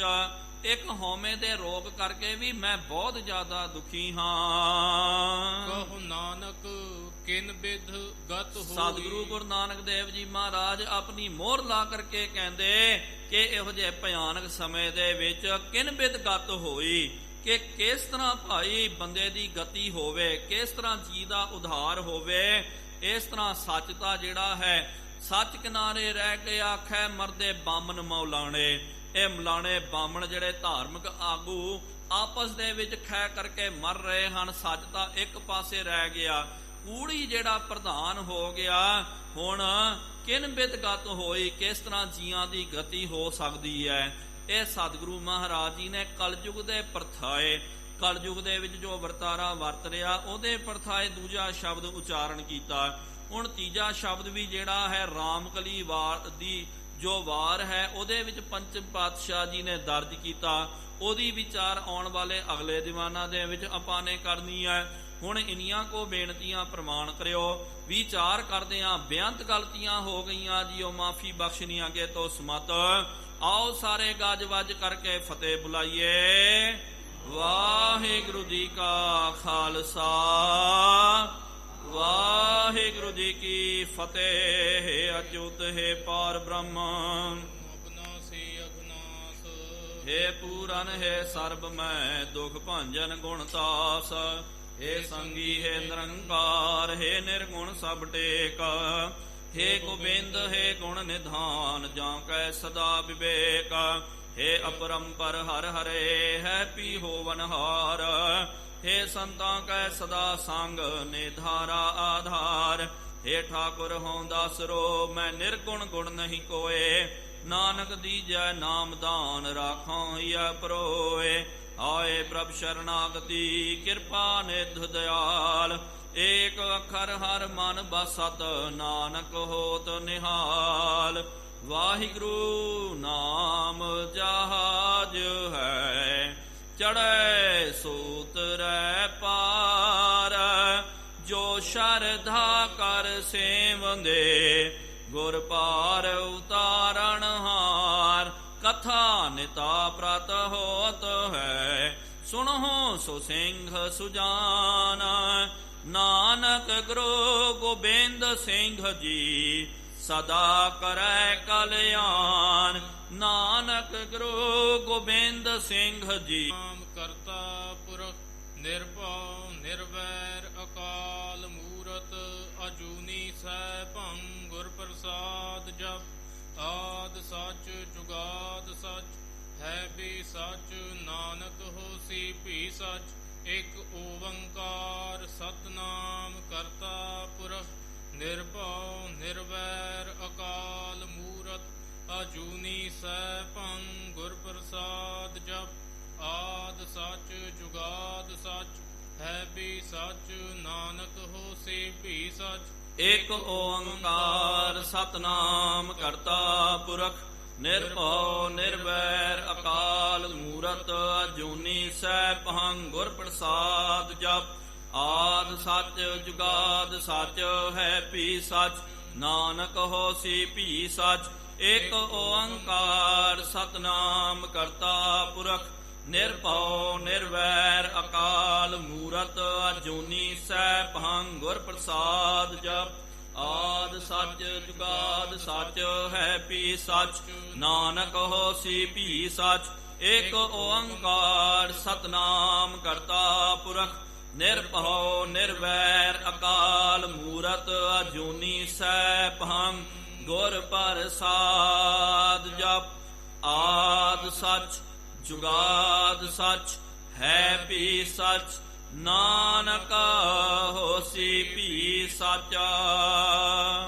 ਵਾਹੋ ਵਾਹੋ ਗੋਬਿੰਦ ਸਿੰਘ ਜੀ। ਵਾਹੋ ਵਾਹੋ ਗੋਬਿੰਦ ਸਿੰਘ ਜੀ। ਕਲਗੀਆਂ ਵਾਲੇ ਗੋਬਿੰਦ ਸਿੰਘ ਜੀ। ਕਲਗੀਆਂ ਵਾਲੇ ਗੋਬਿੰਦ ਸਿੰਘ ਜੀ। ਬਾਜਾਂ ਵਾਲੇ ਗੋਬਿੰਦ ਸਿੰਘ ਜੀ। ਬਾਜਾਂ ਵਾਲੇ ਗੋਬਿੰਦ ਸਿੰਘ ਜੀ। ਫੌਜਾਂ ਵਾਲੇ ਗੋਬਿੰਦ ਸਿੰਘ ਜੀ। ਫੌਜਾਂ ਵਾਲੇ ਗੋਬਿੰਦ ਸਿੰਘ ਜੀ। ਚੋਜੀ ਪਿਆਰੇ ਗੋਬਿੰਦ ਸਿੰਘ ਜੀ। ਚੋਜੀ ਪਿਆਰੇ ਗੋਬਿੰਦ ਸਿੰਘ ਜੀ। ਵਾਹੋ ਵਾਹੋ ਗੋਬਿੰਦ ਸਿੰਘ ਜੀ। ਵਾਹੋ ਵਾਹੋ ਗੋਬਿੰਦ ਸਿੰਘ ਜੀ। ਵਾਹੋ ਵਾਹੋ ਗੋਬਿੰਦ ਸਿੰਘ ਜੀ। ਵਾਹੋ ਵਾਹੋ ਗੋਬਿੰਦ ਸਿੰਘ ਜੀ। ਧੰਨ ਧੰਨ ਸਾਹਿਬ ਸ੍ਰੀ ਗੁਰੂ ਨਾਨਕ ਦੇਵ ਜੀ ਮਹਾਰਾਜ। ਧੰਨ ਧੰਨ ਸਾਹਿਬ ਸ੍ਰੀ ਗੁਰੂ ਗੋਬਿੰਦ ਸਿੰਘ ਸਾਹਿਬ ਜੀਓ ਮਹਾਰਾਜ। ਧੰਨ ਧੰਨ ਸਾਹਿਬ ਸ੍ਰੀ ਗੁਰੂ ਗ੍ਰੰਥ ਸਾਹਿਬ ਜੀਓ ਮਹਾਰਾਜ। ਆਪ ਜੀ ਦੇ ਪਾਵਨ ਪਵਿੱਤਰ ਅਸਥਾਨ ਤਖਤ ਸੱਚਖੰਡ ਸ੍ਰੀ ਹਜ਼ੂਰ ਸ੍ਰੀ ਅਬਚਲਨਗੜ੍ਹ ਸਾਹਿਬ ਜੀ ਵਿਖੇ ਸ਼ਾਮਾਂ ਦੇ ਦੀਵਾਨ ਸਜਾਏ ਗਏ ਹਨ। ਸਜੇ ਹੋਏ ਪਾਵਨ ਦੀਵਾਨਾਂ ਦੇ ਵਿੱਚ ਗੁਰ ਇਤਿਹਾਸ ਦੀਆਂ ਕਥਾ ਵਿਚਾਰਾਂ ਹੋਈਆਂ। ਕਥਾ ਵਿਚਾਰਾਂ ਕਰਦਿਆਂ ਬੇਅੰਤ ਗਲਤੀਆਂ ਹੋ ਗਈਆਂ ਜੀ, ਉਹ ਮਾਫੀ ਬਖਸ਼ਣੀ ਅੱਗੇ ਤੋਂ ਸਮਤ ਆਈਆਂ ਸੰਗਤਾਂ ਦੀਆਂ ਹਾਜ਼ਰੀਆਂ ਤਿਲ ਫੁੱਲ ਭੇਟਾਵਾਂ ਪ੍ਰਵਾਨ ਕਰਨੀਆਂ। ਜੋ ਜੀ ਆਪ ਜੀ ਕੇ ਦੁਆਰੇ ਆਵੇ ਸੋ ਸਦਾ ਹੀ ਰਾਜੀ ਪ੍ਰਸੰਨ ਜਾਵੇ। ਗੁਰ ਨਾਨਕ ਨਾਮ ਚੜ੍ਹਦੀ ਕਲਾ, ਤੇਰੇ ਭਾਣੇ ਸਰਬੱਤ ਦਾ ਭਲਾ।